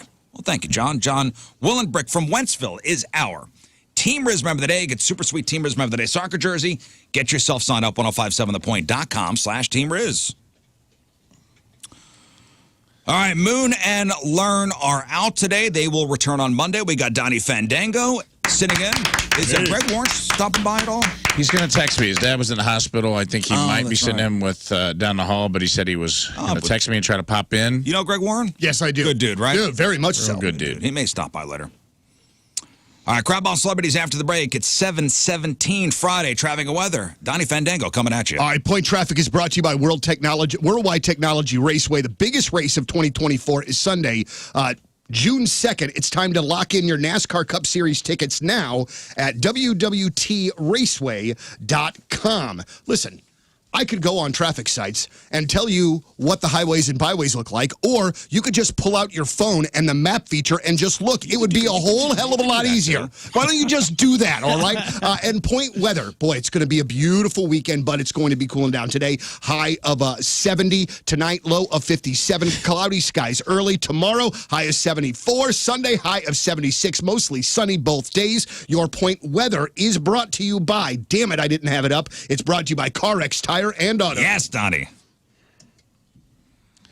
Rafe, Crab Ball Celebrities next. What do you got? We got a whole bunch of stuff. We got an SNL alum mourning the loss of his son, a hip-hop mogul accused of some pretty serious charges, and a country music icon and a rap icon getting way outside their comfort zones. Ooh. All of that and an IGN list of best comedies of all time for us to take to the landfill. Best comedies of all time. All time. Whoa. So get that in your head now. Start thinking about it now. Whoa. Wow. All time since movies began. All right, we got that. We got your crappy birthdays. We got the porno birthday. All that and more next in your Crab on Celebrity. Stay there. Fest with Eric. To the program, phone number 314-624-3833, 618-398-3833. The Mick Ultra Studio Cams, 1057thepoint.com/Rizz. The socials at RIZZ Show. Your emails, RizzShow at 1057thepoint.com. All right, coming up, Friday Fail Stories, Rafe's E Memoriam, Sports with Donnie Fandango. We'll give away some prizes. We have tickets to go see The Urge next Friday, a week from today, day after Thanksgiving. We got tickets to go see Green Day with Rancid. Big summer show August 15th at the Hollywood Casino Amphitheater. And we got tickets to go see John Mulaney Friday night, January 12th at the fabulous Fox Theater. Hey, you know, I guess Britney Spears' childhood home has returned to the market for the first time since her dad, Jamie, sold it in 2021. Yeah. So he sold it back in 2021 for $275,000. It's now on the market for $1.2 million. Isn't that crazy? Man. It has, I read about this. Is it in here? I'm assuming, they talk about, some of the childhood remnants that are in the home. I don't know what's in there. It's a modest home. It's nothing big. They left a bunch of their stuff, furniture. There's, the Britney is this tall, childhood. Marked on the wall. Yeah, stuff from her childhood bedroom. That's just a wild amount of money. So it went from $275,000 back in 2021 to 2023's price of $1.2 million. Britney Spears apparently has no interest in buying it. But do your parents live in your childhood home still? They do. They do. Yeah. That's cool. They do. I have, I don't know if this is a weird thing to say. I've been trying to get them to move for the last couple of years because I think the house is a little bit probably bigger than they need at this point, and my pops has trouble getting up and down the stairs. But they love it, man. Would you buy your childhood home if it went up for sale? If I had the money, probably so. You would? Yeah, man. Cool. I think I probably would. If you had $1.2 million, you'd buy your childhood home because I'm sure yours. Oh, right, yeah. Right. The Fandango household. Yeah, house. I think I would. But just because it would be rad to own that house, one, and two, I'm sure I wouldn't probably live there, but to be able to to my brother or whatever. Hey, there you go. Scott, does your mom live in your childhood home? She actually lives a block away from my childhood home, and I don't know. Would you buy it if it was up for sale? I would buy I call it my other childhood home. It's the one in Shelbina because I grew up in that one as well. I would buy that one in a second. Okay. That one is awesome. Rafe, your childhood home? Hell no, dude. No way. Does anybody still live there? No, I actually had a really surreal experience. When Tina and I first started dating, we went to my childhood home, and it was kind of it was starting to degrade, and we tried to sneak in and Is anybody in there? There was just a bunch of storage in it. Someone had bought it, but it was they'd let the roof kind of was starting to collapse, and it was really wild to see your childhood wrapped in vines. It was a really mortality inducing moment for me to be I went to the house, and there's good and bad memories in that house. There was a lot of trauma in that house, but also just to see a thing that in your mind you remember one way, and to see something, I'm oh, that's my childhood wrapped in vines, and watching nature take it back. Wow. And I was just wow, we're all going to die someday. Yeah, it was heavy, dude. It was heavy. No, I'm sorry to bring the mood down on a Friday. It was heavy. And I was just my brother went to my childhood home with his son trick-or-treating this Halloween. They knocked down a couple walls. That was about it. But your house is being enveloped by vines. Yeah, my house was going back to the Lord. Wow. My house is going back to nature. Like one of them documentaries, what would happen if the human race disappeared in 10 years?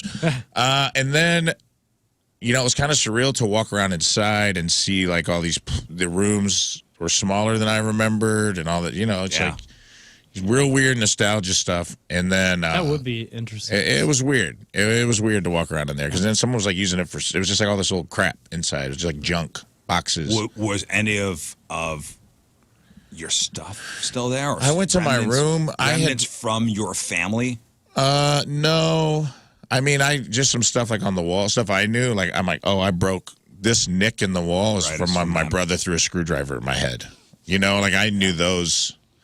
I knew the scars on the wall and what they were from. I'm this light outlet is actually super glued together, and no one ever found out because I was a master of super glue. Yeah. But there wasn't any, like, you know, I didn't find like an old doll or anything that I'm like, my God, I'd forgotten about this haunted doll. My brother called me, and he goes, yeah, I went to the old house. I took my son trick-or-treating in the old neighborhood. And he goes, I went to the door, and I said, I used to live here, and the guy invited him in. And he goes, he wouldn't go in. He just saw it was updated. Yeah. Well, why didn't you go in, you puss? Please. Come to the basement. It's beautiful. Come in. Let's start with a tour of the basement. I think we're good. Well, the next time I went home, and I went back by my house, it was bulldozed to the ground, which was like the next evolution of like, you're getting older. It's gone. It's gone.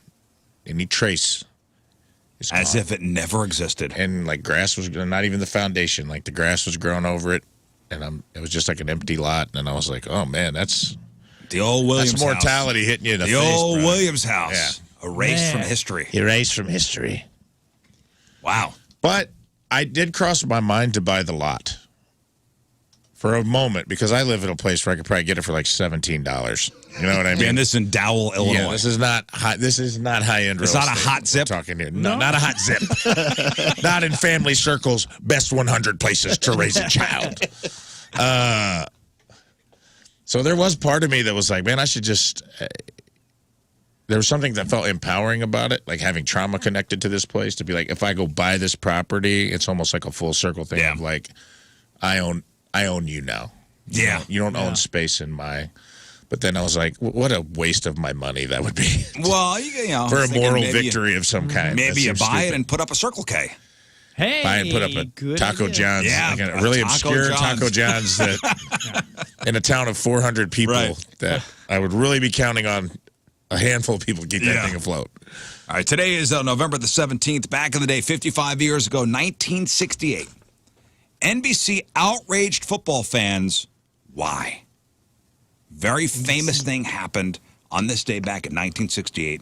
NBC, it was the New York Jets versus the Oakland Raiders. Oh, I know. They added color to the screen. Nope.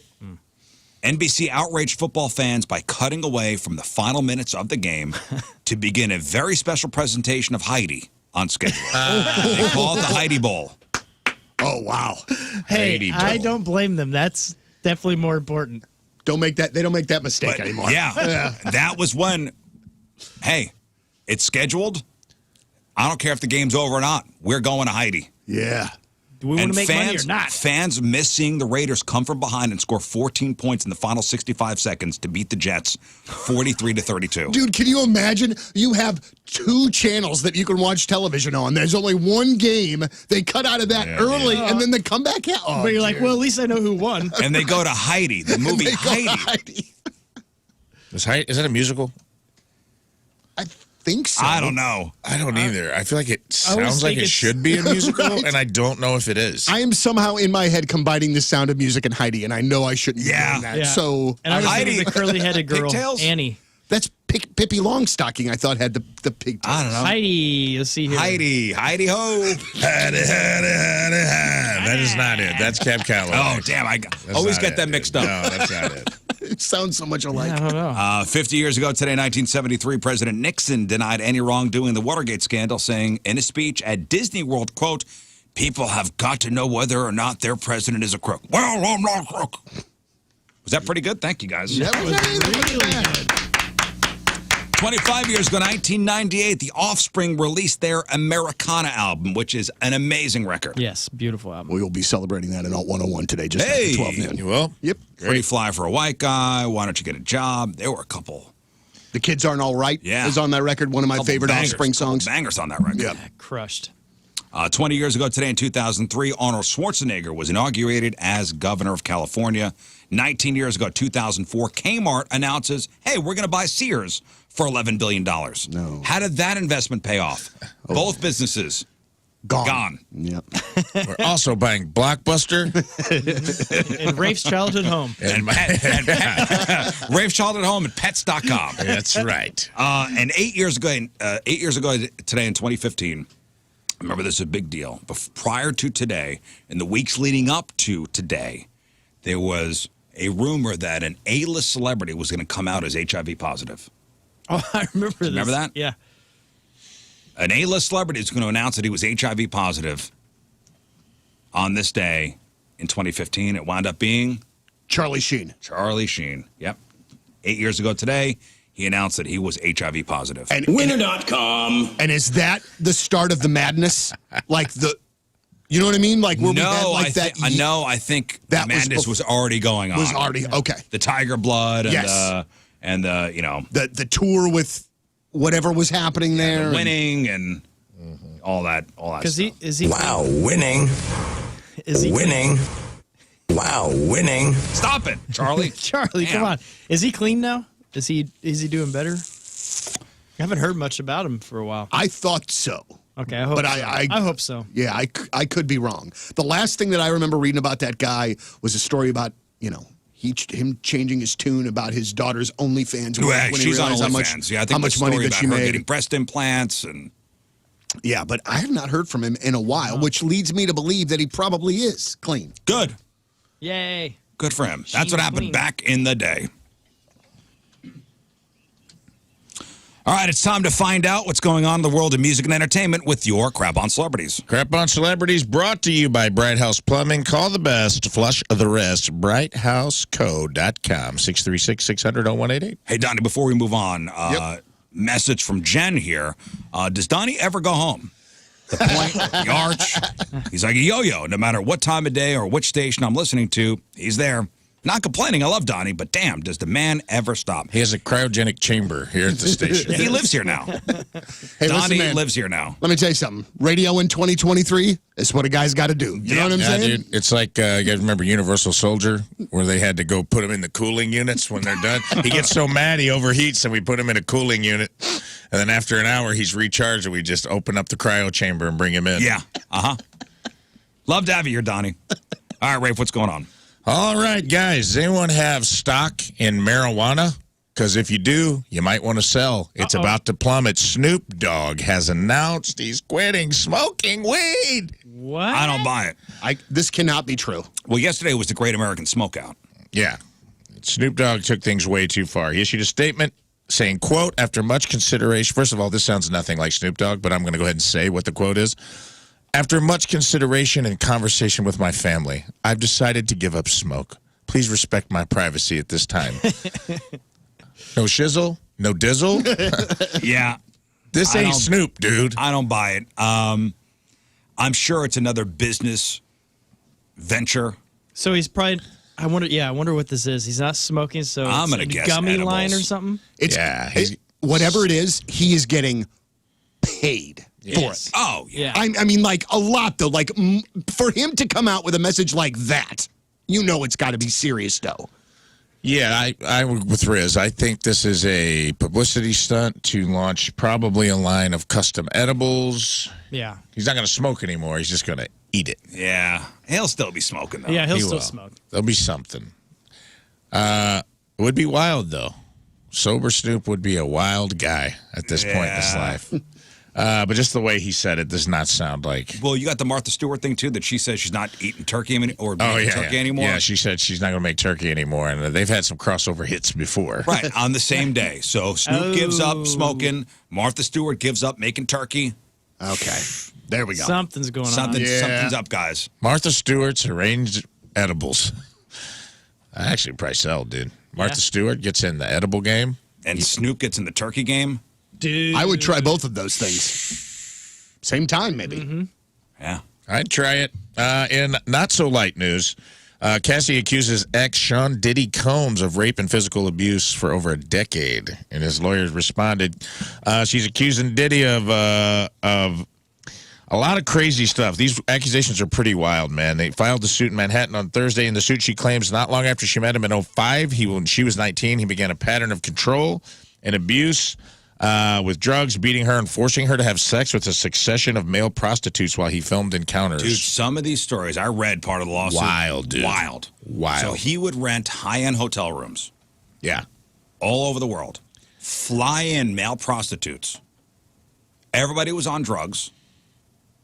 Yeah, And he called them freak-offs. Freak-offs. That's what he called them. Drugs were supplied, which he says she took because it allowed her to disassociate, which is wild. Cocaine, ecstasy, GHB. Nice. He'd film everything. Yeah. She said it would take her days to recover. It's nuts, man. There's some crazy stuff in here, and I don't want to go through it all, but I'll hit a couple of the bullet points that stood out. Was he started to engage in a fantasy called voyeurism a few years into the relationship. He directed her to have sex with male prostitutes while he took pictures, masturbated, and shot video. This is wild, man. And then in 2018, she claims he forced his way into her home and raped her at the end of their relationship. So this is not good for Diddy. Ew. He's denying it through his lawyer. Says it's a money grab. You know, we'll have to see. She says she's seeking a payday.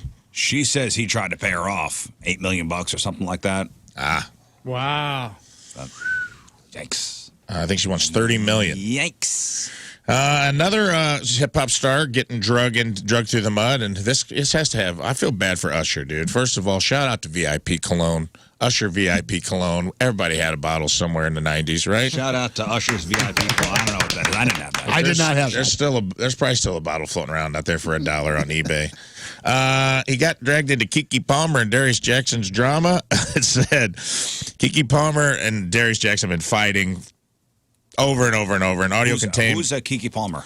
Keke Palmer's a singer. She was in, what? Everyone was mad. She was like, she wasn't the Little Mermaid, was she?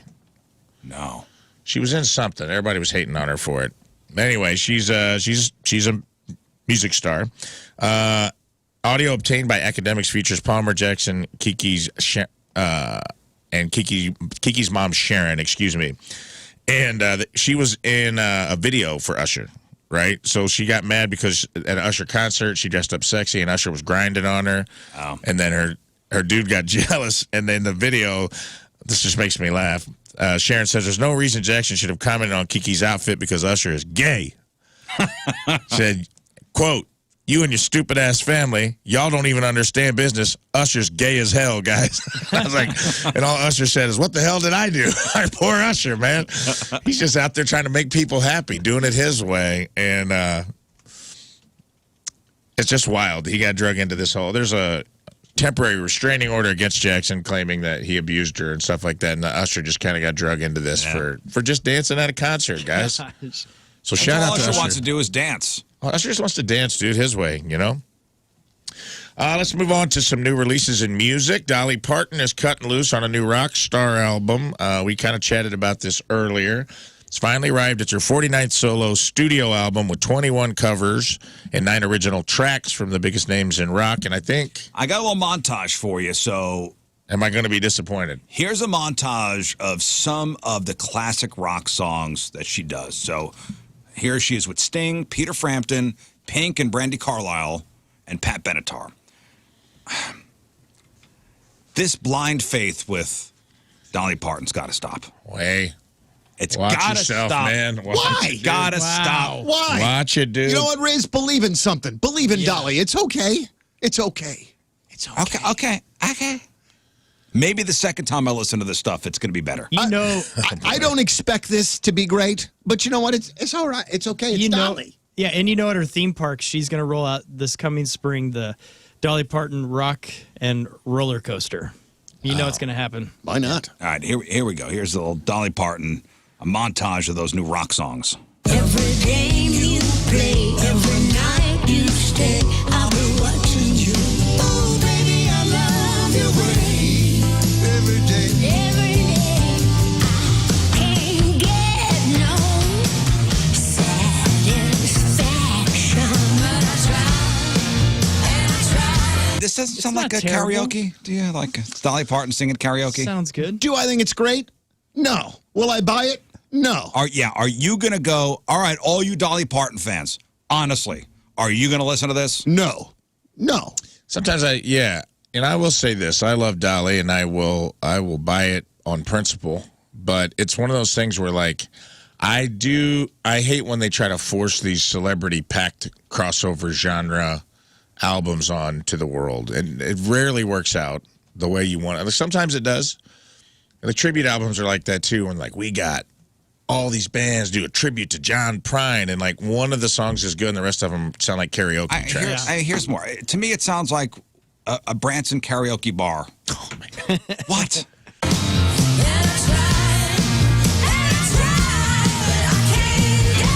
You're a heartbreaker, dream maker, love taker. Don't you mess around? No, no, no. That actually sounded pretty cool. Wow, that's okay. And she's buying a stairway to heaven. Damn, I'm changing my mind, dude. Those last two tracks were pretty good. I liked the Frampton. I did like her with Frampton. I thought that was very good. Yeah. Talented Wow. gal. In other Dolly news, Tom Jones recalled a time when she streaked through his front yard, and he said he didn't know what was happening, but he felt like there was an eclipse. Listen, I get Dolly Parton, a beloved figure. Yeah. Nobody's listening to that. Dude, why are we trying to take down Dolly Parton and her new record? I'm I not don't taking know. it down. I'm just being honest. He's trying to ruin Thanksgiving for me, is what he's doing. You want to talk You about know another? what? I may not bring deviled eggs now. You want to talk about another new release? Yeah, you want to talk about a release nobody wants to listen to? Let's talk about Andre 3000's new release, also dropping an all-flute, 1 hour and 27-minute album called High Flutin'. Just kidding. It is not called that. I think it's called like something in the sun. It's called New Blue Sun. Okay. New Blue Andre Sun. 3000, I love Outkast. Okay. Are you an Outkast Oh, fan? dude, absolutely so. I'm an Outkast enthusiast. Yes. So I hear Andre 3000 is dropping a record on Friday. Yes. I go, whoa, first record in like 20 years. Then I hear, oh, there's no rapping on it. Okay. No drums? Then I hear, oh, it's all flute music. Oh, and experimental flute music. Yes. Which sounds awesome. Have you seen some of the titles of the songs? They're tremendous. I got a couple for you here. But we knew it was going to be different when he did something solo, because this is why he's not an Outkast anymore. He didn't want to do hip hop anymore. This is a track from Andre 3000 called "Dreams Once Buried Beneath the Dungeon Floor Slowly Sprout into Unlying Gardens." Wow. I like Brevity. this. I like Here it. we go.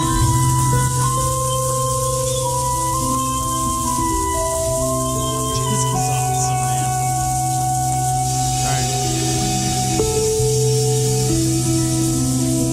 Phenomenal. I'm sorry. This is stuff you hear at Massage Lux in the waiting room. 100%. That's what it is. Yeah. And you got the sand with the Congrats, little man. rake, and you're trying to. But you know, like he's been spotted outside of coffee bars and stuff in New York, like just rando playing his flute outside of like coffee places. You know, one cool thing is we have our first ever beef between a rap star and George Zamfir. Okay, this track is called. This new Andre 3000. It's called "I Swear I Really Wanted to Make a Rap Album, but this is literally the way the wind blew me this time." Oh, wow. Wow. Is that the name of a track? Yeah. Oh, my God. This is the rocker. Sounds like from Close Encounters.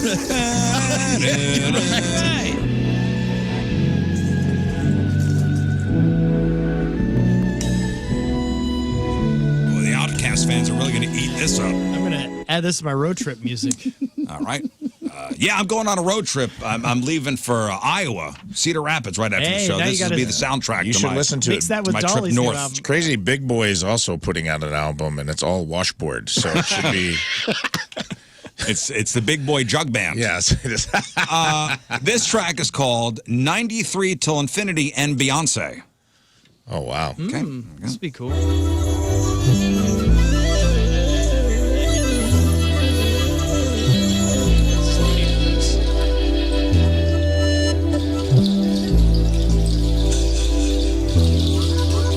Well, I wish him nothing but success. I wish that person would quit walking through the doorway with those little Yeah. beads and stuff while he's recording music. But you know, like the thing about it is, okay, so he has got to be loaded to be able to do this, because to put this record out, to record this, like That is not a cheap proposition. So, like, there is some finance behind this, which I just find to be I don't know how much he spent doing this. It could have been laying in bed and just started a tape recorder. Maybe so. He's playing different kinds of flutes. He's playing the contrabass flute. He's playing Mayan flutes and bamboo flutes and digital flutes. Oh, wow. Digiflute. Sell out. I might get into the flute game now. This is turning.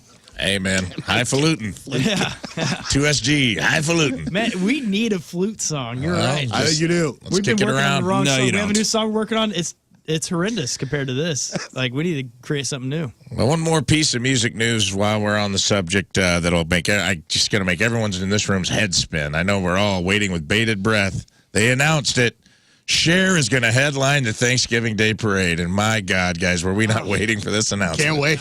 That is. Woo, I Can't couldn't wait. believe it. Cool. Is she going to wear what she wore for the If I Turn Back Time video? The assless. Yeah, she is. Assless outfit. Yes, she's appearing right before Santa Claus in her assless chaps, riding a giant battleship gun. It's going to be awesome. Remember what a big deal that was? It was very controversial huge, at the dude. time. Dude, I got in Little so much fishnets. trouble. We didn't have MTV when I was growing up, so when I go to a friend's house, I'd have to record MTV on a VHS, bring it back home. Did that. Mom walked in when that video was on. Man, she freaked out, threw the tape in the trash. I couldn't record the videos anymore. It was a whole thing. Thanks, Cher. Yeah, Thanks, Cher. Thanks, Cher. Thanks a lot, Cher. Other performers include John Baptiste, Belle Biv DeVoe, Brandy, Chicago, En Vogue, David Foster, Catherine McPhee, and a group I just discovered that I love, Drew Holcomb and the Neighbors, amongst others. I'm not going to go through the whole list. I will 100% tell you, and this is the truth, that every Thanksgiving morning, I turn on the Macy's Thanksgiving You Day. do? 100 I don't even million think percent. people watch it Yeah, anymore. we do as well. I do. Our Yeah, house we have always it has on. I do, and I will sit and drink coffee and watch it. Are you excited about Cher? So I'm just excited for the parade. What's her hit? What's she going to sing? I'll Believe in bet you Life? something new. Believe in Love? Oh, she's going to do a Christmas song. Do you believe? Does she have something coming out? I bet she got I something don't know. coming out. I didn't see any announcements. I bet she got something coming out, and it's going to be that. You would have to think so, because normally they do that in conjunction with like a promo deal. Unless maybe she's trying to make herself like not look like somebody that would kidnap her son somewhere. Listen, I don't I know. love watching music superstars Lip sync. lip sync the hits. Oh, so good, man. And Because Lopez. Christmas officially begins when you see Santa Claus at the end of the parade. The Christmas season begins. Really? I guess that's actually not a bad. That's We should have when it made that begins. argument when Lern was talking about I did. putting up decorations. You I did? did. The said Christmas season begins when you see Santa, or Al Roker says, Santa's coming on the Yeah. NBC feed of the Macy's Thanksgiving Day Parade. That is when the Christmas season starts. You may see End Santa. of story. Okay. Okay. Nice. End of story. Yeah, but see, I feel like that's a very New York perspective on that. Because, like, you're in New York, that's it. Pa, pa, pa. Yeah, New Yorkers don't go to the parade. Okay, well. What? It's an out-of-town thing. It's a tourist. I thought you guys all had ticker tape in your pockets at It's all like time. it's like New Yorkers don't go to Times Square for New Year's. Makes sense. You watch the parade on TV, and you does make complain sense. about traffic. Well, let's move on to TV and movies. You can all tune in for Cher and Santa Claus on Thanksgiving Day. Sad news in the world of TV and movies. Dana Carvey's son has passed away at 32. His eldest son, Dex, passed away Wednesday night from a drug overdose. Yeah. Oh, no. It's a very Bummer, sad man. story. Very sad. He was tweeting yesterday, Dana Carvey. I was on the man. Twitters, Yeah. and he was tweeting. And he was, sharing some memories of his son. Very sad. They were very close. Yes, he put out a statement pretty quick. Last night we suffered a terrible tragedy. Our beloved son Dex died of an accidental drug overdose. He was 32 years old. Apparently, locked himself in the bathroom, was unresponsive when authorities discovered him. Paramedics tried to revive him at the scene, but he was pronounced dead. And yeah, he's kind of been active on like, I'm just going to celebrate it. It is what it is. And he's been putting up like nice tweets and posts and memorial things for his I think son. it may have been TMZ that put out a picture of the son, and the son looked all disheveled in the picture they put up, and Dana Carvey put up a picture and said, "This is how I remember my son." It was like a nice picture of him, and TMZ I Right. think wound up changing the picture they were using. But very sad, and man. I listen to their podcast all the time, the Dana Carvey and David Spade podcast. Yeah. And Dana Carvey seems like such a nice dude. And he's so happy, and you hate to see such tragedy. Yeah, man, it's a bummer, dude. He does seem like a genuinely like cool guy. Like you would want to hang out with him. Like not a crappy celebrity, but just a down to earth comic. He seems like he's still a comic at heart. Yeah. You know. Ah, super sad. Super sad. Not so sad. David Letterman is returning to The Late Show for the first time since he left. After departing the show in 2015, he will be joining Stephen Colbert on The Late Show tonight, which is kind of cool. I'm sure that's probably a big milestone for Colbert to interview the guy whose job he took over. Sure. He left NBC. He left NBC to start in 1993 after Jay Leno was chosen over him for the Tonight Show gig. Did 22 seasons, and now he's coming back home. Coming back home with his big bushy Santa Claus beard. Yeah. I just want him to do the thing with the suit. Oh yeah. You know what I mean? I know this is Justin radio, suits? but yeah, he would like tug on the lapels. I love that. All right, if you want to get to that list. Let's get to the list. One quick thing before the list, though, because this is important to this show. Dick Van Dyke turns 98 December 13th, and CBS has marked the occasion with Dick Van Dyke, 98 Years of Magic. And as a show who has put the kiss of death on people before, CBS is playing with fire here, dude. They did the Betty White thing when she turned 100. Betty didn't make it. So if anything happens to Dick Van Dyke, it's not because I mentioned it just now on the show. It is because of CBS. CBS's fault. Just want to put that out there. All right, let's get to the list, guys. List top 10 comedy movies of all time according to IGN. And IGN's a pretty legit publication. Best magazine back in the day. All right, so top 10 best comedies of all time. All time. Okay, I'm gonna let's go around. We'll each say a comedy. Okay. I'm gonna say Blazing Saddles. Not on the list. Get Are you kidding outta me? here. That was my Out of here. That was what I was going to say too. Blown away that it's not on the list. All right. Well, let's go for The Jerk. Not on the list. There is a Gene Wilder movie on the list, but it is not Blazing Saddles. Comedy. IGN. I thought. I guess Is it one with lost Richard reality. Pryor? It is not. Okay. What? Oh, Young Frankenstein. Young Frankenstein is number 7. Okay. That's a good one. Young Frankenstein. Okay. So Mel Brooks That is wins. represented. Are Mel there Brooks is multiple? represented. Are there multiple Mel Brooks movies? No, I do not believe that there are. Dracula Dead and Loving It? Maybe a second one. I can't remember if he directed or was just in this one. What about Monty Python and the Holy Grail? Monty Yes, that's Python and the Holy Grail, number 2 Number on the 2. list.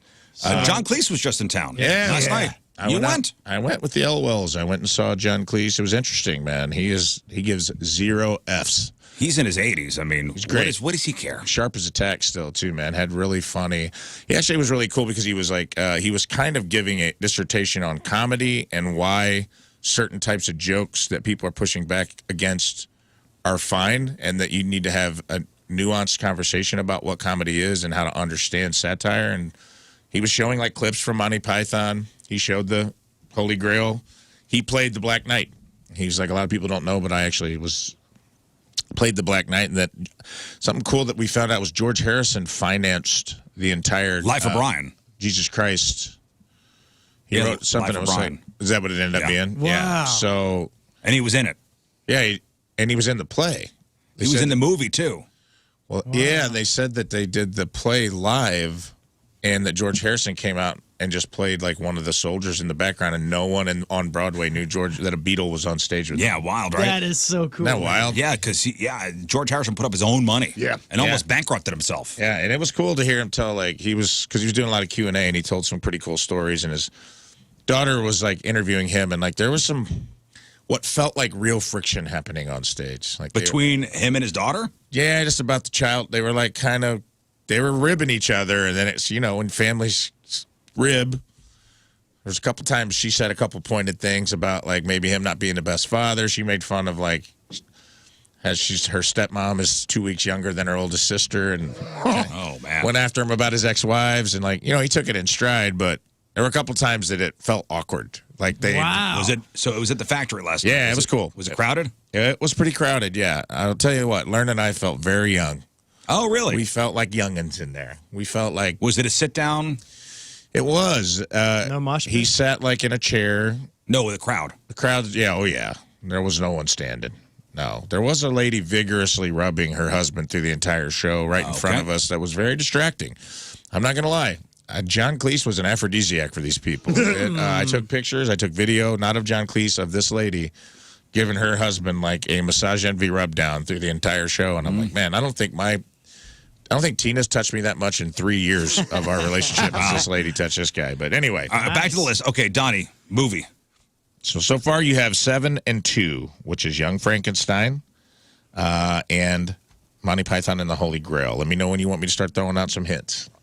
I'll tell you. I'll say Caddyshack. Not on the list. Airplane. Airplane, Yes. number 3. Okay. All-time Airplane, number 3. So no I'm Caddyshack. going to go Dumb and Dumber. Dumb and Dumber, not on the list. Naked Gun. Correction, Dumb and Dumber was 17. Sorry. Okay. Naked Gun. Naked Gun's got to be on number 1. No more Leslie Nielsen movies. The only one that was on there was Airplane. I'll give you, as far as the top 10 go, I'll give you a hint. One of them is based around the music business. Spinal Tap. Spinal Tap is number 10. Good.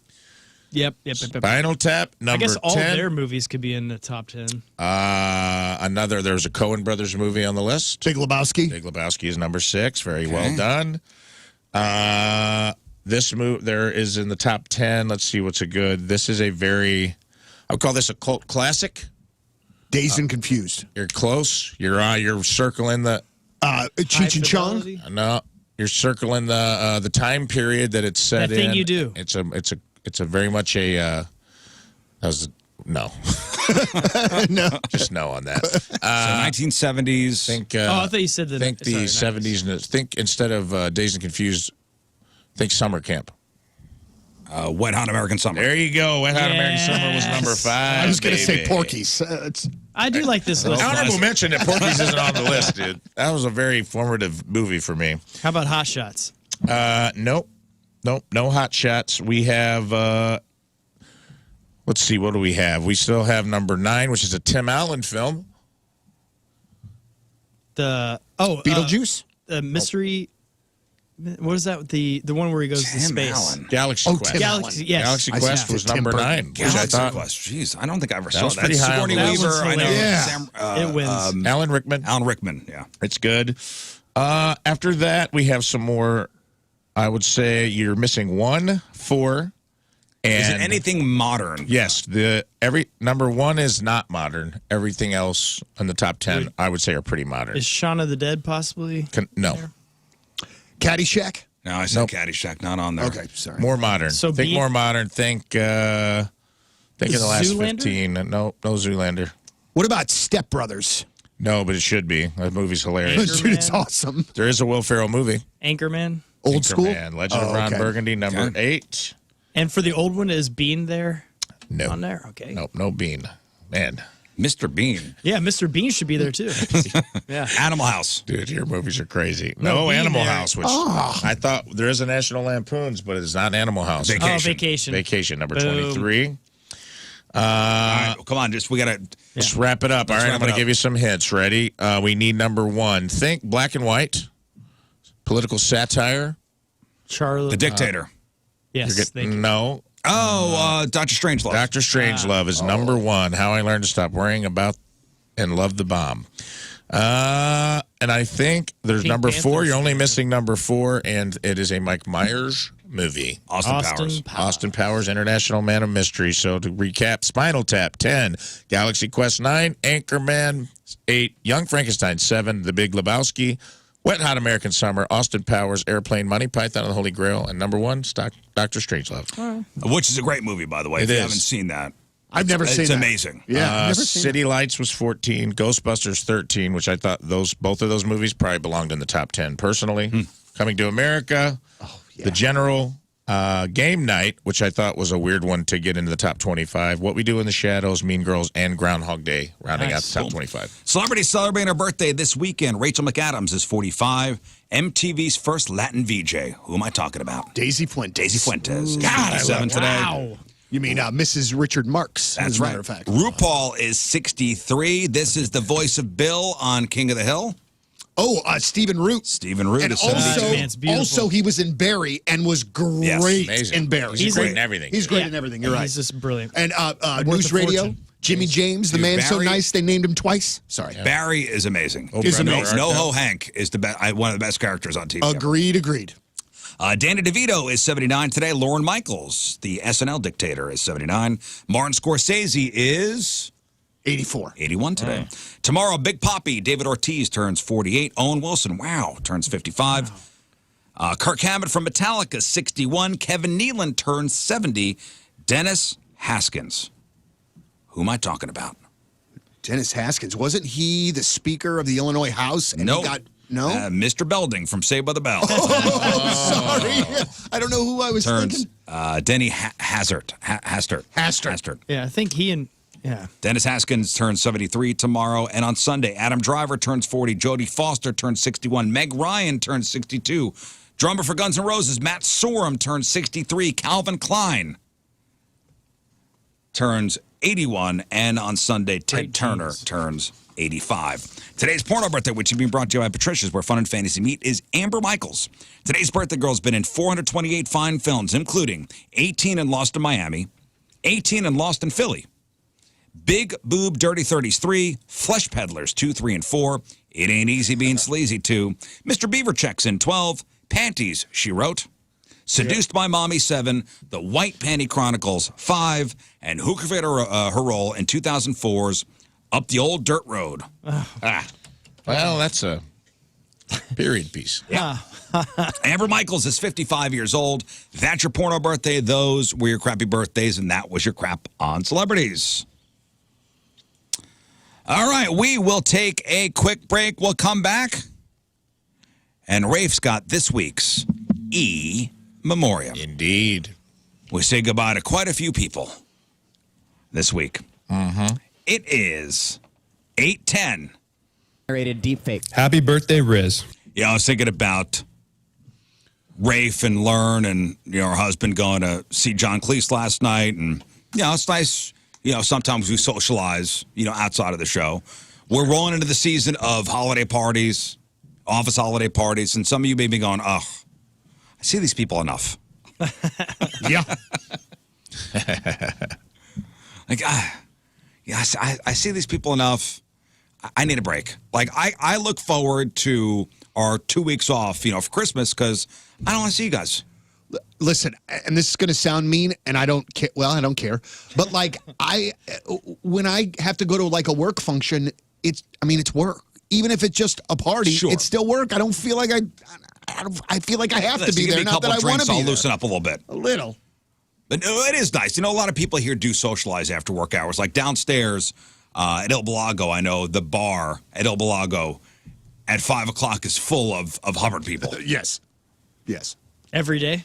Yes, just about. Probably centered by our boss. Probably. We had any Probably. drinkers here. Now, a big aspect of some jobs used to be after-hour socializing. Dinners with clients, happy hours with coworkers, or hell, how about a couple team-building events? Yeah. that was Parties. fun. But now everyone wants out the minute after work ends. So there was an article in the Wall Street Journal, it's very interesting, that talks about the trend away from doing work stuff after work.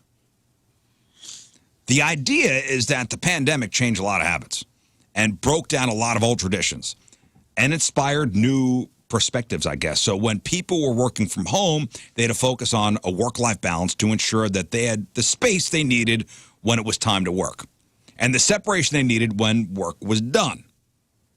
The draw of food and drinks isn't even what it used to be. I guess 2020 taught people to be less reliant on going to restaurants, and drinking among young adults is down a few ticks from what it used to be. Employers are also shying away from taking up employees' personal time.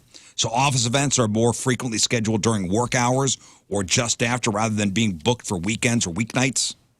And I think, too, it comes down to them saving money because they know most of the time, before they had to rent something, now they can just drop it in the office, have food catered in, and they're done, and they don't spend any extra. Now, of course, there are people whose work is their life, but even crazy go-getters are flaking. You know, one consultant says the thinking is that that 20th happy hour isn't going to produce anything better for me. Mm-hmm. I'm not what you call a great schmoozer, so I'm very happy that it's going in this direction. I don't like to be in a room where I got a glad hand. I'm not great at that. I'm not really. It's just not my thing. So I like this. I do. Yeah. But I understand that I'm probably in the minority. Donnie, I've seen you work a room. I can if I want to. Donnie can work a room. Yeah, but I don't want to. And the older that I get, the less that I want to. Yeah. I mean, just to be honest with you, man. Like, have they announced our Christmas party yet? Ugh, no. Sorry. It's got to be at the game. Donnie can't wait. I can't wait. Is it main event again? Donnie's hosting. Yeah. Yeah. The Christmas party with Donnie Vandango. Tommy is so great to me, our boss, because whenever there is a work function that I absolutely need to be at, he will pull me aside and go, hey, man. We need you to be at this. I need you to be at this one. But if he does not say that to me, I do not feel obligated to go, so I do not at all. Yeah, unless otherwise specified, I ain't going. Right. Right. And Tommy knows our that. Donnie. You know, we got it. Yeah, worked you have out. that understanding. Yeah. That's See, I'm desperate for friends, so I go to everything I can. That's true. Every happy hour, whatever it is. That's true. Rafe Williams, are you ready to say goodbye? It's time for this week's It's time. E Memoriam. It's time to say goodbye in our in memoriam, much like the Oscars, in memoriam, to people we lost this week, people who couldn't handle our opinions, thoughts, conversations, and sometimes we're just having conversations with themselves. Any email or complaints have been filtered through my brain and put in this week's in memoriam. Brought to you by Hughes Funeral Alternatives. Discover Aquamation, the natural, gentle, eco-friendly alternative to fire-based cremation. And speaking of fire-based cremation, first up this week, white chicken chili. To the white chicken chili zealots fuming over our declaration that it's not real chili, we stirred the pot, and oh boy, did we get your beans overcooked. Calling white chicken chili is like calling a hot dog a sandwich. Technically, maybe, but in your heart, you know it's blasphemy. You've got chicken, beans, and broth that's as white as a winter in Alaska. Where's the beef, the heat, the soul? Your version is soup with a PhD in chili gentrification. A dish that wouldn't dare fraternize with the common kidney bean or gasp ground beef. And we know we don't have to tell you, white chicken chili supremacists, to bring your favorite part, crackers. Crackers. You culinary bourgeois who gaze down from your ivory soup tureens at the proletariat bowl of dark red beef chili, how you clutched your pearls and were conveniently also white when we dared to suggest that your precious pale concoction falls outside of chili canon. You speak of your dish with the reverence of an academic presenting a thesis on Proust, as if the complexity of flavor were directly correlated with moral superiority. Your white chicken chili isn't just a meal, it's a statement, a gustatory manifesto that whispers, I have a summer home. You decry the plebeian palate that cannot appreciate the subtlety of your white bean brew, as if the ghost of Escoffier himself blessed your pot. Look it up, idiots. You love the smell of your own monotone white chili fart so much that when you let one rip, you think you're cutting the artisanal cheese. Thank you. You got it. So keep spooning your hot cuisine with Epicurean elite. We'll be over here with our chili. It doesn't need a trust fund to be enjoyed. Keep your nose in the air and your chicken chili in the broth. We'll be down here with the common folks, savoring a chili that's red in both color and spirit like the blood of the American working man. Dude, Bob Seger's here. Wow, it's crazy. Bob Seger just popped in. Let night moves play as we say goodbye to you white chicken chili supremacists. Next up, this one hurts. City Hall DMV. Oh, Lord. The secret of the St. Louis City Hall DMV, our little slice of bureaucratic paradise, now shuttered because somebody couldn't keep his big Italian mouth shut. What? Just the royal big Italian mouth. You were the promised land of short lines and efficient clerks, a DMV utopia hidden in plain sight, but no, somebody with their big, bearded Italian loudmouth had to blab. And now you're as extinct as a courteous driver in rush hour. The DMV was like the speakeasy of government services. It was hush-hush and highly coveted. But like a secret recipe passed on at a family Rizzuto reunion, he spilled the beans, and now the magic is gone. The secret's out, and we're all back to the purgatory of endless queues, the aroma of despair, and every psycho piece of crap who refuses to put their Nextel walkie-talkie phone that they still have for some reason on vibrate. Yeah, it's closed. The City Hall DMV is closed. City Hall DMV shuttered. It was a best-kept secret in town, and then somebody talked about it on a very popular morning radio show, and it's my bad. farewell to this dear hidden gem of civic efficiency. You were too good for this world. Yeah, I'll take the L on that one, guys. I'm sorry. Or at least too good for us. May your spirit of swift service live on in our memories as we stand in line at other DMVs growing older by the minute. You weren't just a DMV, you were a dream we all woke up from. Way Donnie, too soon. You didn't even have to take a number there. There was nobody. No, there. number was You always just walk. one. Yeah, number was always one. That sounds like Xanadu. That's amazing. Yeah, and I was. talked about it, and then I ruined it. He did. So here we stand in the endless limbo of the standard DMV, a place where joy is a forgotten concept and the clocks tick backwards. We mourn you, secret City Hall DMV. You were our light at the end of the tunnel, but we had to blow out that candle with our hot Italian breath. Now it's a hellscape of red tape, and we pay for our sins for oversharing. Rest in peace, sweet prince of paperwork. Rest in peace. Yeah. Up next, Paul McCartney fans. Wow, we pissed off a few Beatles fans this week when we said Paul McCartney's Wonderful Christmas Time was a giant pile of crap. To Wonderful Christmas Time, the musical misstep in the shadow of John Lennon's Happy Christmas, the War is Over. While Lennon gave us poignant lyrics and a rallying cry for peace, McCartney served up a synth-laden jingle that's as lyrically deep as Ringo's solo catalog. Double the Beatle, double the mad. In the face-off of Beatles' Christmas songs, McCartney's entry comes off like a tacky sweater, garish, a bit embarrassing, and somehow impossible to escape during this festive season. So here's a not-so-fond farewell to a song that proves even legends can have an off day. Let's stick with Lennon and imagine a Christmas song without more relentless synthetic ding-dongs than a sex toy jungeon. Bye-bye, Paul. Oh. Bye-bye. Next up.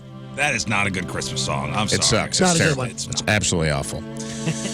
Somehow we pissed off two sets of people with the same argument when we talked about freeing the nipple this week, Donnie. The Federation of Free Juggers and the Nipple Deniers. Both of them angry with us.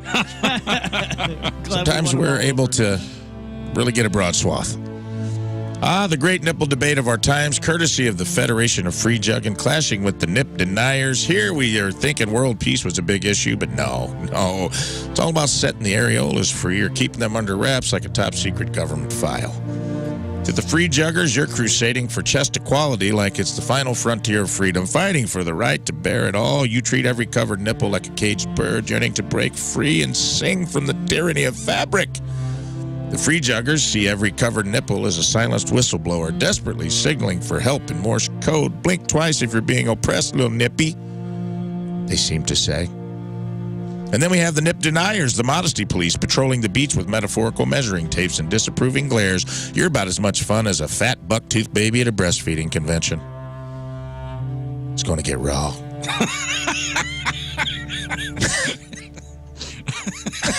They're raw. These nip deniers huddled in their clandestine meetings, charting out strategies on the modesty maps. They view the exposure of even a single areola as the first domino in a chain of societal collapse, leading to a world where anarchy reigns and shirts are outlawed and we fight in a cage to the death, one nipple at a time. Clash of the Titans over the two tiny bits of human anatomy is like watching a game of chess where everyone's forgotten how the pieces move. So free juggers, keep fighting the good fight. Deniers, maybe try looking up every once in a while. The world's eyes are up here, you perverts. They're up here. Why are you looking at me? In this bizarre tug-of-war, the nipple has become the linchpin of liberty, a symbol of resistance against fabric overlords. In a world where conspiracy theories are about aliens and moon landings, we've changed. Now it's all about the battle of chest freedoms. In the end, whether you're freeing the nipple or keeping it under lock and key, maybe we can all agree on one thing, guys. There are definitely bigger fish to fry, or in this case, bigger chestnuts to roast. Bye-bye, nippies. Finally, Android dorks. I like to be subtle with some of these titles. That was good. Subtlety is key. The great Android versus iPhone saga, where the color of your text bubble can apparently make or break your social standings. We talked about how we feel when we're in a group chat and everyone's blue, and then the Android user pops up and ruins everything. It used to be Jeff. They ruined the surprise. Used to be Jeff. It used to be Jeff. Jeff always would think, oh, green bubble's here. Cool. Videos won't send. Yeah, videos are this big. The videos come out like the size of a thimble. Oh, the green bubblers, those brave souls wandering the wilderness of communication with their Android phones. You're like digital orphans peering through the window of the blue-bubbled iPhone party, noses pressed against the glass. Your texts arrive not with a ding, but with a thud, a reminder of your exile from the kingdom of iMessage. In group chats, you're the ones causing chaos, turning everything into a muddled mess. It's like bringing a kazoo to a symphony. Sure, it makes noise, but you just look like a hillbilly when you use it. Every time you hit send, it's a beacon of your otherness, a green flare shot into the sky full of sleek, sophisticated blue. You're the tech equivalent of showing up to a black tie event and flip-flops and a bathrobe. But there you are, steadfast in your Android allegiance, clinging to your Google Maps like a life raft in a sea of Apple. You're the modern-day Sisyphus, doomed to push your green bubble up a mountain of blue only to watch it roll back down. So do you, the green bubblers, the misfits of a world of uniformity. We salute your resilience. In a sea of blue, you're the lone lighthouse flickering green, a beacon of budget-conscious, flip-flown practicality. In a world that equates worth with the fruit logo. That's on us. So keep on texting. Be proud. Be bold. Be green. Bye-bye. And the only real RIP this week, guys, we just heard about it, was Dex Carvey, Dana Carvey's son, who unfortunately died of a drug overdose on Wednesday. So we say RIP to Dex, and that concludes this week's In Memoriam, brought to you by Hughes Funeral Alternatives.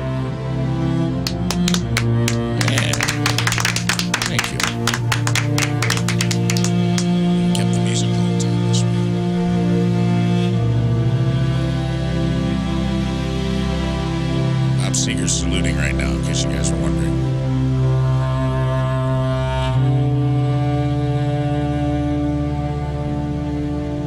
Yes, that was Larry from the Three Stooges playing that cello. Well done, Rafe. Thanks, bud. Well done. Said goodbye to quite a few people. Yep. We did. All right, we'll take a break. We'll come back with your Friday Fail Stories. And there are quite a few this week, including a $100,000 tool bag from NASA lost during a spacewalk. Whoops. Happens. All right, it's time for your Friday Fail Stories. Yes, all these people had the perfect plan, but somewhere along the line, man, that plan went completely sideways. And it became an Uber. An Ultra. No way. Oh, I'm going to say it. Don't say it. Mega. Oh, it did. Here we go. All together now.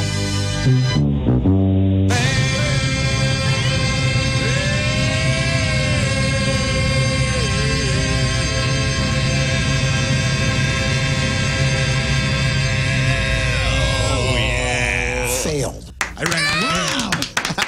ran out of air. I was about to.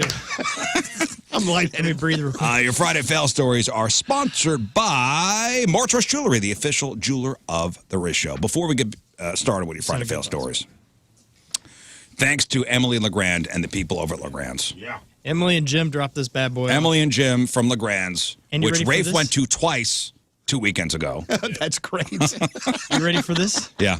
They also gave us some brats. So I put them in the fridge, and we got some goodies in there, too, that we get to take home and grill We love you ourselves. guys at Legrand's. One of the best sandwiches in the entire St. Louis metro area. Dude, I love filling in, but this is like, Let me see what we got here. this is brilliant. Like, Yeah. this is, you know. This is a nice spread. Yeah. I can't wait. Oh, man.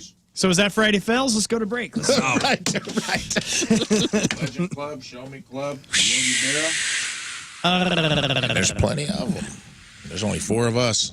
Darn it. This is terrible, guys. We have to do this ourselves. All right, your Friday fail stories. You know, every construction worker who ever accidentally left their tools at their work site now has something in common with NASA astronauts who lost a tool bag worth $100,000 during a spacewalk on November 1st.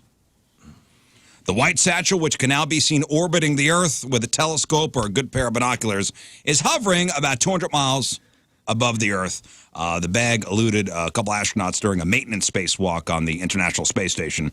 The tool bag, which is orbiting the sky just ahead of the space station, is shining just below the limit of visibility to the unaided eye, where it can be seen with minimal help.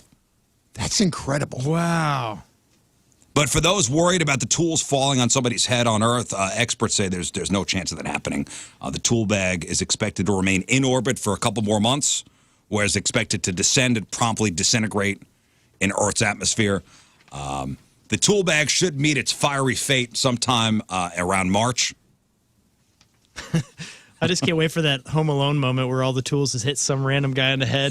Joe Pesci. But in the meantime, the tool bag has been officially cataloged as Space Junk ID 58229/1988-067WC.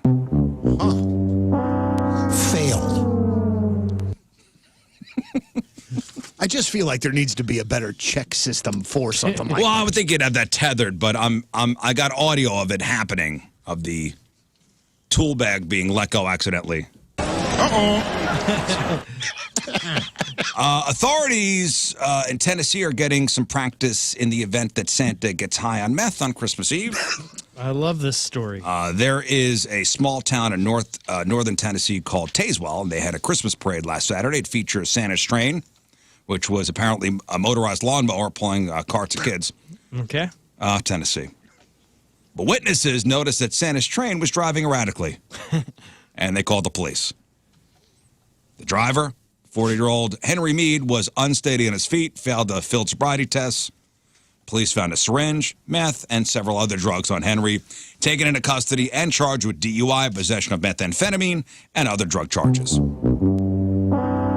Failed. Now, no kids were hurt, although it was probably a buzzkill to have the parade ruined by some meth head. Or enhanced. The mayor says it's not the town's fault. You know, we didn't hire Henry. He's an independent contractor. I guess it does make Very sense how he has so much independent. energy to hit every home in the world at one night. A couple in Florida were caught having fully nude sex on a causeway in front of kids and other witnesses last Friday night. After getting multiple 911 calls, cops rolled out to the causeway and found the man and a woman, quote, having fully nude sexual intercourse in the presence of victims, which included a pair of kids. The guy, they said, showed zero remorse when he was caught. The witness describes the scene as the man and woman going, quote, crack to sack, going to town. Wow.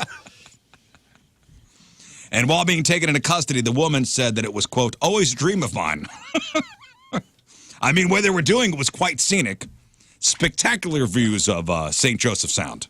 I bet. Sack. The woman was hit with felony narcotics charges after cops found pills and inside an Altoids container inside her purse. The guy was charged with lewd and lascivious exhibition. Failed. Man, you think Altoids knew when they made those containers how much they were going to contribute to the drug trade over time? Because I've seen a lot of stuff in an Altoids container. Yeah. Yeah. I mean, It's handy. It's handy. It's metal. It closes pretty good. It's not going to shake open. It is our generation's cigarette case. Remember the old pool? Oh, yeah. Yes. Oh, yeah. Oh, yeah. A firefighter from Michigan has been accused of arson after he was caught actively fighting a fire that he started. Okay. Officials in Chippewa County said they were called to a fire last Saturday evening. It was the third fire in the area over the past couple months. So cops said they watched surveillance video from a gas station across the road and saw 35-year-old Joseph Halder set the fire. Joseph is a volunteer firefighter who's been working with that department for months. He was arrested while fighting the fire and taken directly to fail jail. Tell me. Failed. Oh, he's looking at a charge of third-degree arson and could be in jail for 10 years if convicted.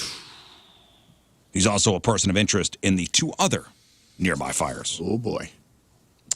Now, some people don't like going to weddings, don't like going to the weddings of the people they know, but this woman enjoys going to the weddings of people she doesn't know, so she can rob them. Oh. 57-year-old woman, Sandra Henson, just pleaded guilty to larceny, trespassing, and disturbing the peace after crashing a wedding in September and stealing from people. Not her first rodeo, though. She was ordered to pay a fine of $650 and reappear in court next year, but has since been released. She's been walking into strangers' wedding receptions for at least 6 years in at least 3 states, Alabama, Tennessee, Mississippi, and stealing from the bridegroom and their guests. So she digs through purses while guests are distracted during, quote, memorable moments. Oh, my gosh. And she also snatches presents off gift tables and is made off with tens of thousands of dollars in cash, credit cards, and gifts. Of note, usually when people went to take pictures of the couple leaving the venue, she would stay inside and then steal from guest purses and then take the wedding gifts, including the cash envelopes. And she was caught when a woman went back into the wedding venue to get something and caught her. Wow. I mean, she's deserving of a beatdown, right? Oh, my Like gosh, before the yeah. cops are called. Oh. Little sweet street Yes. justice. Yeah, he for Although, sure. little swamp justice is probably in order for her. I am a little impressed. I'm a little impressed by, like, this grift. This is a good grift. But she got caught, though. There's the fail. Yeah, but For 6 years, she failed. she had a 6-year grift before the fail. But And, it's like, tens of thousands, right? Isn't that what they said? Yeah. That's not much money for 6 years of work, right? Well, and in order to pay a fine of $650, so, I mean, people are pissed. Like, she's getting a slap on the wrist. Yeah. But she'll have to be in court next month, so I don't know. I just wonder how many fights she started. Because she stole gifts off the table and be like, we never got a thank you card from Yeah, oh, Sharon yeah. and Don. Sharon and Don got a lot of nerve. You know what? That was a high-end air fryer we got for them. Which they It's just- never got. Yeah, that's what I'm saying. Like, everyone's like secretly harboring all this like resentment towards each other over no thank That you card is for a gift awesome. that was never received. Officials in Los Angeles have issued a public warning in the Inland Empire about a scam involving fake bars of gold after one guy was swindled out of more than 20 grand in a scam. So I hate to victim blame. This guy's an idiot. I hate to victim blame, but I'm about to. Because this guy's a fool. The man who was scammed contacted the seller on Craigslist. He met the seller in a back alley on 2 occasions to buy gold bars for a total of $21,000. The buyer later learned the bars were fake. Why did this guy not test the gold first? I don't know. You could test gold simply by using a magnet. If you just take the magnet and put it up to a piece of gold, if it somehow sticks for one reason or another, you know it's not real. Gold bars will also have the weight imprinted into it, and the weight doesn't match up. Fake. The biggest red flag, however, is dealing with a seller who wants to make an exchange in a back alley. Yeah. At a crazy good price. Yeah. Here's another big red flag. Who's buying a full gold bar? Like, what a weird thing to buy off of Craigslist. Craigslist. I want to say a full bar is worth a couple $100,000, right? So Yeah, if this you guy get just got some 20,000, that's a deal. Gold bars laying around. He's looking to unload. Like, Well, the best part is investigators are still trying to identify the seller. He was seen driving a green Honda Accord and goes by the name Randy. yeah. He definitely has gold bars hanging around, man. Why'd you pull me over, officer? Why is Randy a leprechaun? I was just looking to unload a little bit of me gold. I got in a little trouble. I got to play. I was betting the over-under out there in Las Vegas. And That's a good call, man. Fail. Oh, man. Randy. Yeah, Randy the leprechaun. Randy the leprechaun. What's the big deal? You thought my name would be Seamus or something? That's on you for being so racist. Randy the leprechaun drove a Honda Accord. Yeah. Randy, Randy's not getting to the end of the rainbow a lot. Randy fell on hard times. Randy the leprechaun. He lost his lucky coin. Last Friday night, a woman in Florida was giving a guy a ride home. It was a guy friend, and in the car, he started acting paranoid and pulled out a gun in the car. The woman stopped the car, get out, she ran away. Moments later, she said she heard a shot. Around that same time, cops got a call about a guy matching the friend's description at a park threatening people with a gun. When deputies got to the park, dude took off, and got hit by a car while running through the parking lot. Fail. Charges are pending. 2 more. A man who found a snake while hiking took it home to show his kids. Only to find out, not a great idea. This guy was from South Wales, Australia. Thought the snake was a non-venomous diamond python when he picked it up and was promptly bitten. Oh, he took the snake back home anyway, assuming the bite was harmless. But he realized all was not well when he started vomiting violently and his hand became really, really swollen.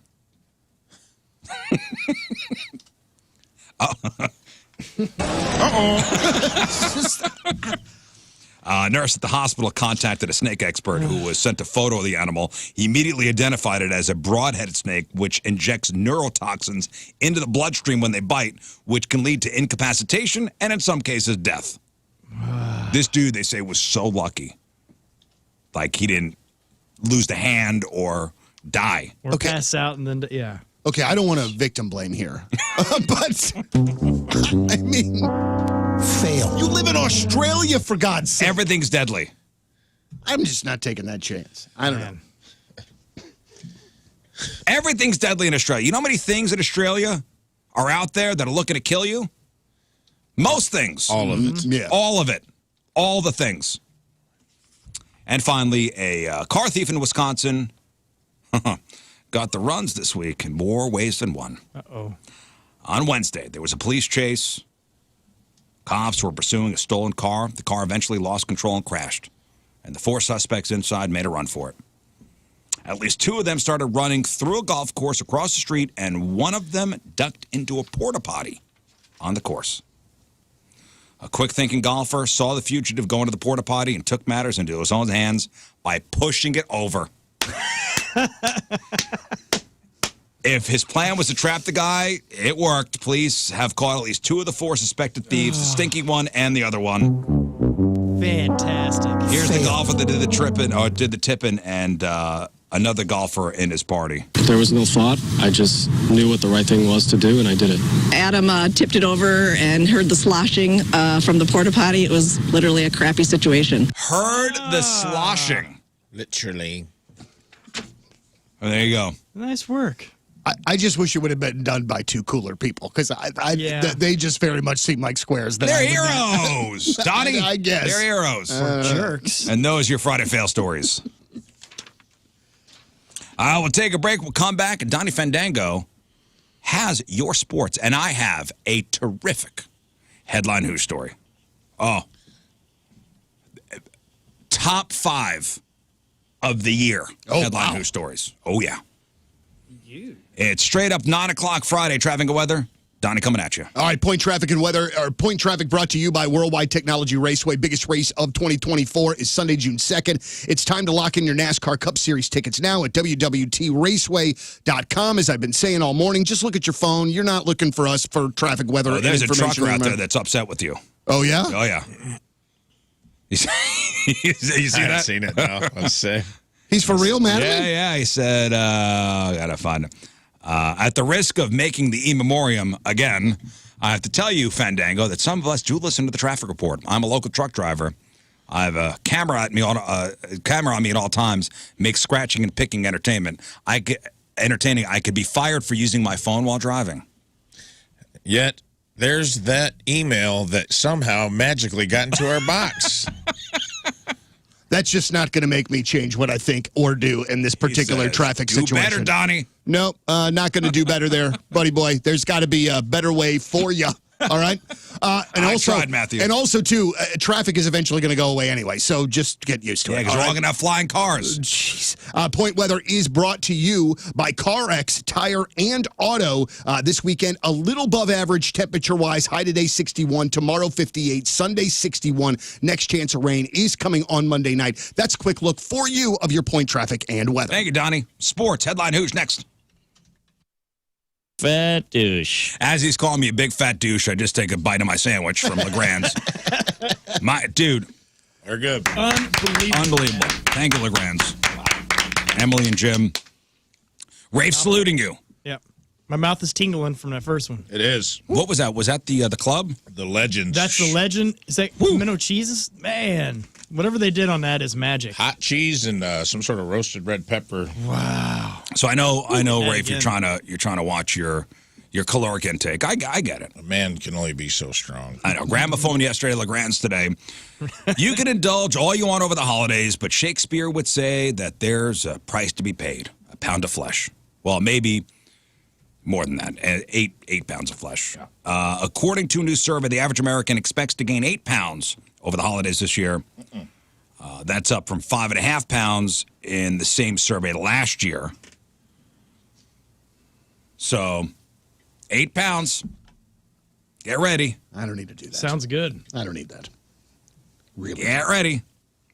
So 72% of people say they're planning to enjoy the end of the year without worrying about their diet. And then, 2024, we'll get back at it, right? Mm-hmm. This is like every gym and club. I like that attitude. Health club. I think they put this news out where it's like, just give up for the rest of the year. January's coming. Right. I like that Your attitude. membership. It's going to be awesome. I just feel like this can spiral out of control if you're just not careful about it. Yeah. Because you're inside for the next 5 months. Also, a lot of rich foods coming up over the over the next 6 weeks. Yeah. So do you guys do that thing in your head where you know you're going to have a crazy meal on Thanksgiving Day, so the rest of the time it's like, okay, this week I'm going very light, eating super clean? No, I'm going to be at my mom's house. I'm going to be, my in-laws, getting after it. Corn dogs every day? Yeah, hell yeah. Hey, and we brought up in the in memoriam, the Google and Android, not Google, but Apple and Android, the phones and the red bubbles, not the red bubbles. God, what's wrong? Blue and green. Blue and green bubbles. Right. Good news if you're an Android user. Apple's finally changing the way it does text messages.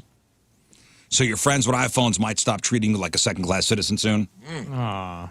So for over a decade, anyone on an Android has had to deal with several issues when texting people with iPhones. Photos and videos have come through blurry, iMessage reactions like haha and hearting something instead of, coming through as a text in group chats, and your message shows up in a green bubble instead of the blue. Apple just announced that they're planning an update next year that won't fix all those things, but it might fix most of them. Photos and videos from Androids will be at higher quality.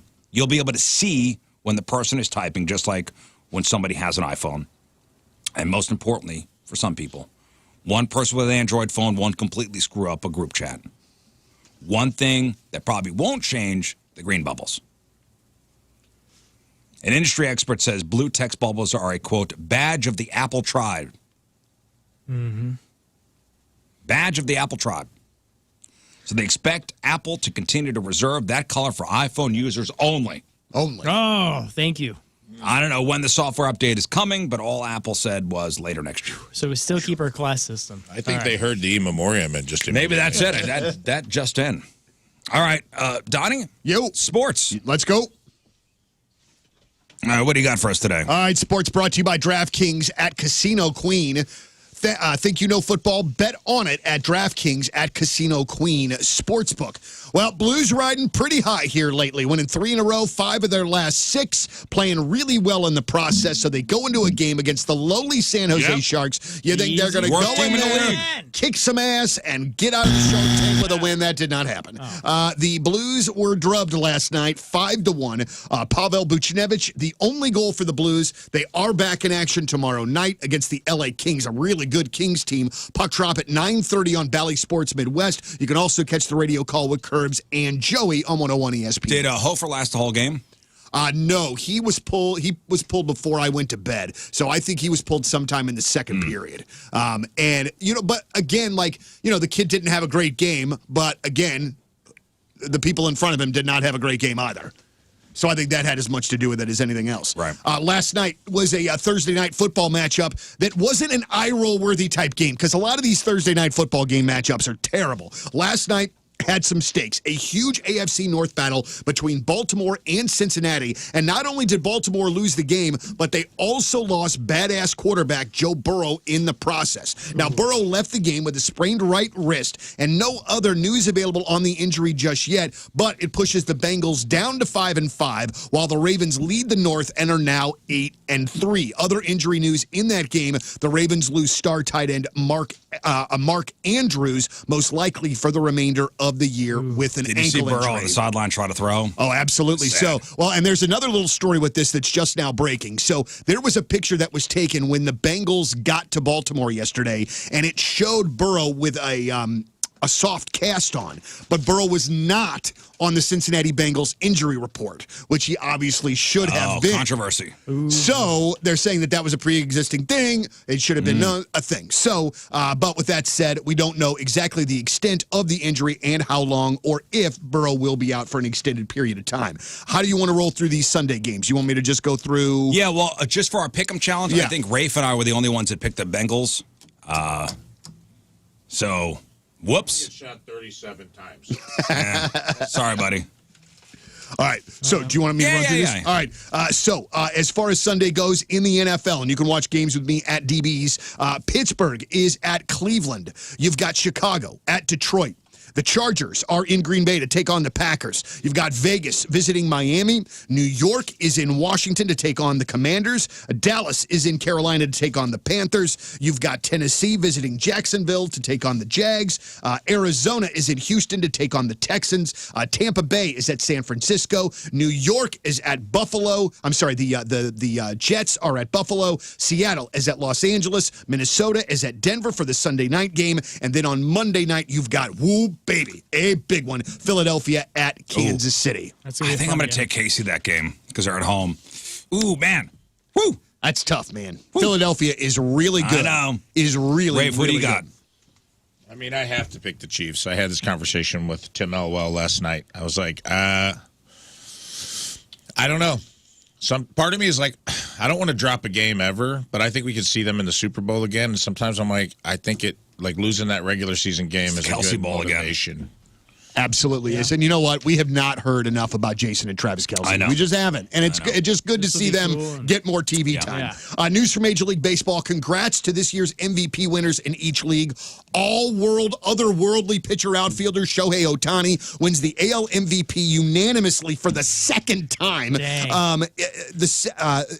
the National League, Atlanta Braves superstar Ronald Acuna Jr. wins the award also unanimously. And one cool thing with a bit of a Cardinals connection is Acuna trained last offseason with former MLBer and Cardinal Fernando Tatis Sr. Wow. And now this will get us a little closer to answering baseball's biggest offseason question is where will Shohei Ohtani sign? He is baseball's biggest free agent and maybe baseball's biggest free agent of all time. Another baseball story for you. MLB owners unanimously approved yesterday the move of the Oakland A's to Las Vegas. The franchise will start playing in Nevada in 2028 on the Las Vegas Strip on the site of the Tropicana Hotel. That said, this is so silly to me, they still need to finalize funding agreements and to find a place to play before 2028 because the lease at the Alameda County Coliseum ends following the 2024 season. I think this is going to end up being a big-time mess. Situation in Oakland has been going on this way for a decade, but it looks as though the A's are moving to Las Vegas. Wow. Just a couple of quick things as far as college football or college sports goes. Mizzou, they play tomorrow against Florida, the 9th-ranked Mizzou Tigers. Unbelievable. Home tomorrow night at 6:30 against the Florida Gators. The Gators are 5-5. If Mizzou wins, they'll move to 9-2, and that's Mizzou coming off a huge win at Tennessee. That's a look at sports. Thank you, Donnie Fandango. Oh, we have LeGrand sandwiches in here. All of a sudden, our neighbors are in here. Yeah, that's weird. How convenient. We can smell it. You never talked to us tonight. Remy and Casey are our friends from next door. Welcome. Thank you for having us. Feel free to take a sandwich, please. You have a sandwich? Ask us twice. Yeah, we need lunch. You should. So thank you. We're going to be here a long time today. You guys. So Remy and Casey next door from WIL, you're doing this One Pet, One Vet fundraiser to support Got Your Six Sport Dogs in Maryville, Illinois. So explain what's going on next door. Yeah, so our goal today from 6 a.m. to 6 p.m. is to raise $25,000. That's how much it costs to train up one of these service dogs for a veteran suffering from PTSD. We've already had one veteran on today, Scott Sauer, and he, described his time in Afghanistan. They made a movie about part of his life where it's, he lived went through this firefight, lost 9 of his friends in this firefight. But more importantly is that he also ended up losing 13 of his friends to suicide when they got back. So suicide is obviously the larger issue here when it comes to, taking care of the mental state after you've seen, after you've done, after you've served this country. And I really saw it firsthand we do a broadcast every year over at the Air Force Base. Yes, yeah. And when you walk where we are, the exchange, where we do the broadcast, there are vets in there all the time with their service animals. And just the bond that the animal and the vet has, it's amazing. And listening to them talk about, their buddy, their service animal, it's incredible. Yeah. You can donate at 923wil.com, but Casey actually has a very unique story in this whole thing as well. Yeah, so we actually did this fundraiser last year, and I just fell so in love with the mission, but also obviously the dogs. And so I applied to become one of their puppy raisers. And so last year, after our fundraiser, when we raised over $25,000, I raised one of their puppies who was to become a service dog. They named him after us. His name is Will for WIL. Oh, that's awesome. That's so Yeah, cool. and he stayed with me until he was about 9 months old.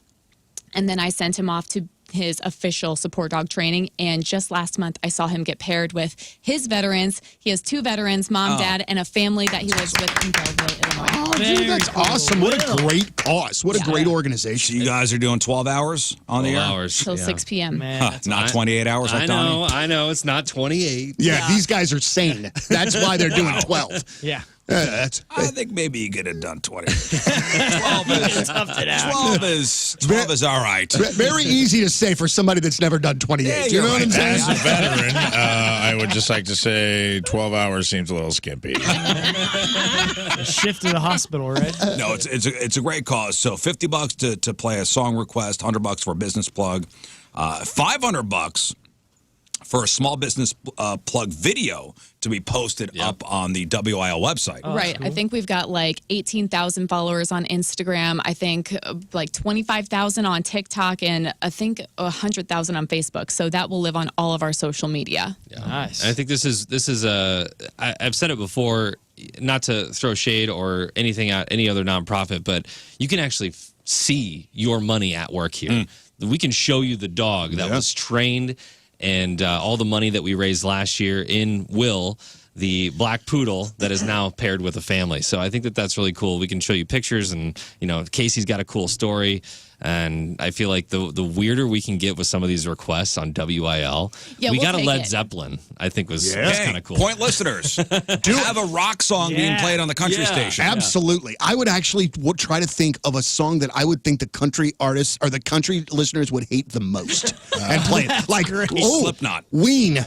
Push a Little Daisies. Everybody hates Ween. Not everybody. Everybody hates Calling Ween. and request the Christmas song we played yesterday, What the hell was the name of that song? where the dad gets hit by a bus or whatever.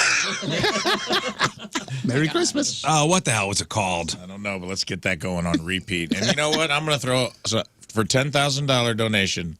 I'll come to your house and do stand-up at the foot of your bed while you fall asleep at night. Oh, man, that's amazing. Really? A $10,000 donation? Yeah.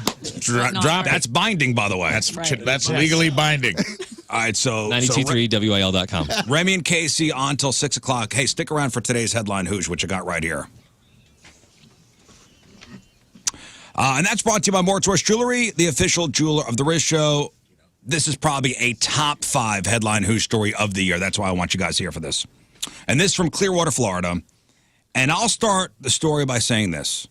In the long, storied history of the American judicial system, these words have never before appeared in a police report or court filing. Quote, the defendant was observed defecating on a deceased possum with his pants lowered and his anal region exposed. Yep, that happened this week. Police said that 45-year-old Rudy Wilcox Get over it. was seen by an officer relieving himself on a dead animal on a highway during evening rush as traffic passed by. After being read his rights, Rudy denied the allegations and said the officer was, quote, not seeing straight. However, the physical evidence was viewed at the scene which corroborates the allegations alleged. Rudy was arrested for exposure of sexual organs, a misdemeanor, and booked into the county jail. Wow. So there you go, from Clearwater, Florida. Congratulations, 45-year-old Rudy Wilcox. You are today's Headline Hooshe. Well done, Rudy. Way to go, Rudy. You did it. Hey, thank you guys. Take a sandwich, please. Thank you. You guys are doing great work over there. Everybody Appreciate requests you. a song. Good luck to you. Good luck. Awesome. Have a good weekend. Bye, guys. Bye-bye. That's one pet, one vet. Take a sandwich. All right, we'll take a quick break. We'll come back. We do have some prizes to give away. We'll end the show by playing a contest. Let's do a porn star or weatherman. Rafe is going to read you the name of a showbiz personality. You tell us if the person is a porn star or weatherman. Simple as that. 2 out of 3 right, you win your choice of tickets. Tickets to go see The Urge a week from today over at the Pageant. Tickets to go see Green Day with Rancid August 15th at the Hollywood Casino Amphitheater. And we got tickets to go see John Mulaney January 12th over at the Fabulous Fox. If you want to play, 314-624-3833, 618-398-3833. Porn star weatherman is next. 9:24 Friday. One final look at your comprehensive traffic and weather. Donnie Fandango coming at you. All right, we have got point traffic and weather traffic is brought to you today. Man, your sponsor sheet, man, is long. There is everywhere. Yeah, Worldwide Technology Raceway, the biggest race of 2024 is Sunday, June 2nd. It's time to lock in your NASCAR Cup Series tickets now at www.raceway.com. Listen, it's 9:24, so hopefully traffic is very light everywhere. And if it's not, then just look at your phone. That's the best way to do it. All right? Point weather is brought to you today by CarX Tire and Auto. And this weekend, temperatures remain above normal. We've got a high today of 61, tomorrow 58, Sunday 61. Next chance of rain is coming on Monday afternoon. There's a quick look for you of your point traffic and weather. Thank you, Donnie. And then we've got this weekend. It's his birthday. 70. Maybe he'll be walking through, he'll be doing one of his walks for his birthday. One of his, Yeah. Kevin Nealon, that's his thing. One of my favorite guests we've ever had. He's been here twice. Super nice guy. Lived up to what I wanted him to be when he came in here. That's a book that I got to get, because didn't he release a book last year? Cartoon. It's like his drawings. Yes, I think I was here. Yeah, I think you were here. Yeah. Well, heck, I met him. I can't believe You did meet him. I can't believe You I don't did remember meet that. Kevin Nealon. All right, let's give away some stuff. All right, we are playing Porn Star or Weatherman. Easy game here. Rafe's going to read you the name of a showbiz personality, and you will tell us if that person is a porn star or a weatherman. All right? Easy. Very easy. 2 out of 3 right. You win your choice of tickets while supplies last. We got tickets to go see The Urge the night after Thanksgiving. That's the 24th over the Pageant. We've got tickets to go see Green Day with Rancid August 15th at the Hollywood Casino Amphitheater. Are they doing Dookie in its entirety? No. It's just they're celebrating Dookie, 30 years of Dookie and 20 years of American Idiot. But no. And also, too, and I'm just throwing this on there, the top band on that bill, the Lindas, are freaking great. Yeah, I should mention them. Great. So that's a really good bill. And we got tickets to go see John Mulaney over the Fabulous Fox Theater January 12th. The first show sold out quick, and due to high demand, a second show with John Mulaney was just added for Friday night, January 12th. All right, 314-624-3833, 618-398-3833. Let's go to Bobby in St. Anne. Good morning, Bobby. Hey, what's up, Rizz? Happy birthday. Thanks, buddy. All right, Bobby, here we go. Porn star or weatherman? All right, Bobby, are you ready? Yes, I am. Dylan Dreyer. That is a weatherman. Yes, Dylan Dreyer. Female meteorologist on MSNBC. On a roll. Here we go. You're crushing it. Here we go. Kurt Lockwood. That is a porn star. Yes, it is. Just like that, Bobby is a winner. What do you want? The way you said that. I want Green Day. Green Day, Rancid, the Linda Lindas. You are going. Hang on 1 second. All right, let's go to Michael in Lake St. Louis. Michael, hello. Hey, how's it going? So far, so good. Porn star weatherman. Let's do this. Good luck, Michael. Brent Miller. Porn star. No. Weatherman. Weatherman at NBC in Chicago. Beantown. All right. Beantown. Isn't that Boston? It is Boston. That's Boston. But the bean is in Chicago. It is, yes. Ironic. ALNS. Anyway. Josh Weston. I'm going to go Weatherman. No. Oh. I felt like he was looking that up. Albeit. I felt like he was looking it up. I don't ever really want to see a porn star named Josh, so I would have probably gone that way too. Joseph, hello. Hello. Hey, Happy birthday. Joseph. Thanks, buddy. Porn star or weatherman? Good luck, Joseph. Doug Hill. Let's go with the Weatherman. Yes, weatherman. Man, DC. Washington, D.C. All right. For the tickets. Marshall McPeak. Let's go porn. No. Oh, it's the weatherman. No. It's Ohio, baby. It comes out of this.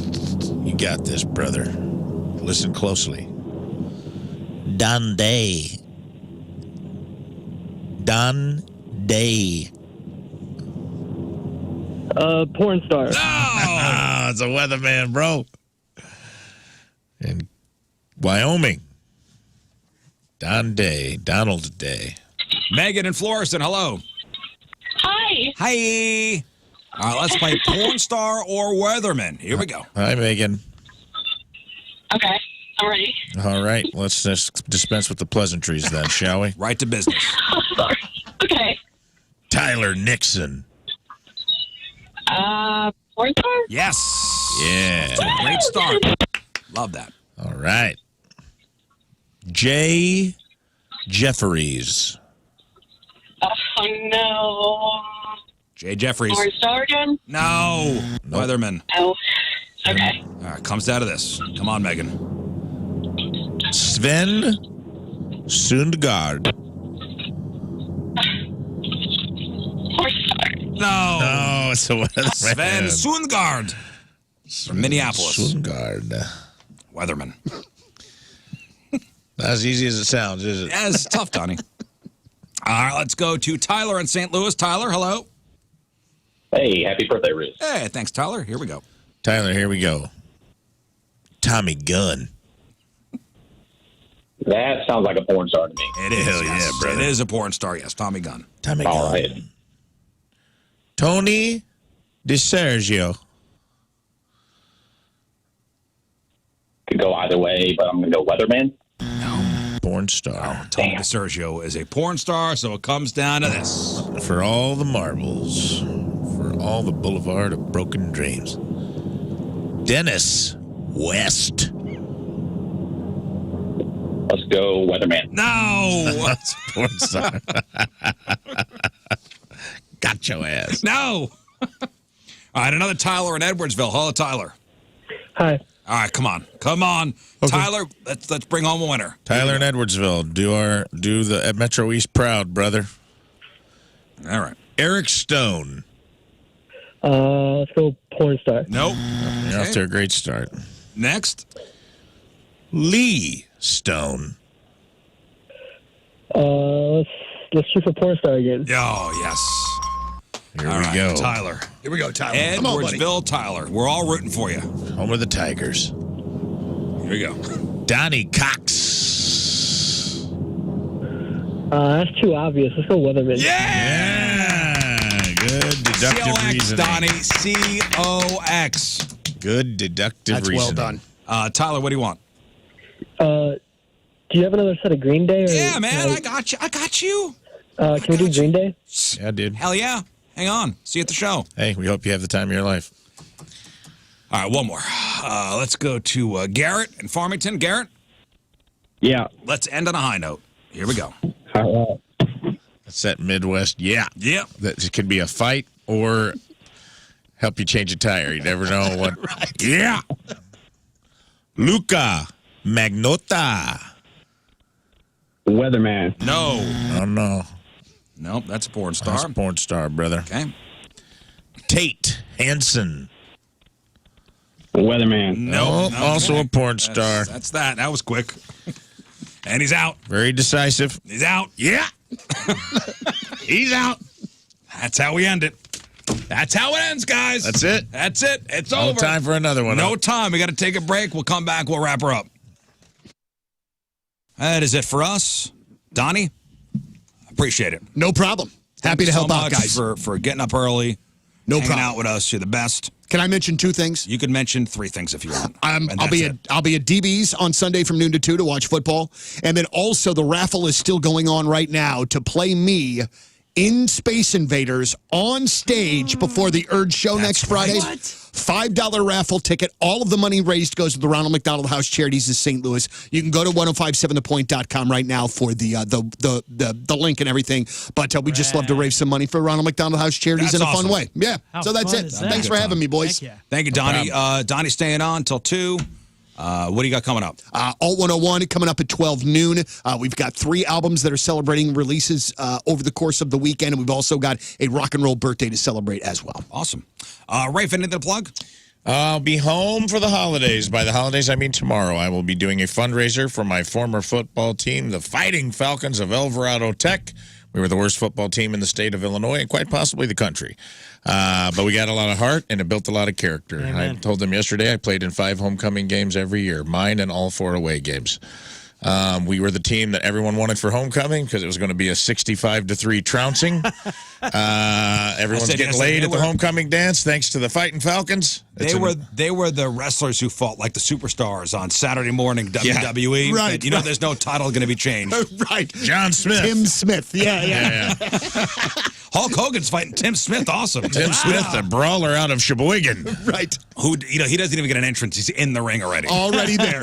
Plain trunks. Yeah. That's it, man. Yeah. So I'm going home to the DuQuoin, Illinois Elks Lodge to do a fundraiser. You can go to the Alvarado alumni page and grab tickets for that. They feed you. It's going to be like a dinner and a show, and it's all going towards a football team of 1A kids having to play 3A schools, and if anybody needs it, they do. Awesome. So Prodigal son returns. Prodigal son. Scott, anything? Yeah, a few things. The first weekend of December, I'll be in a production over at St. Louis Family Church singing some songs and all that, so it'll be a good time.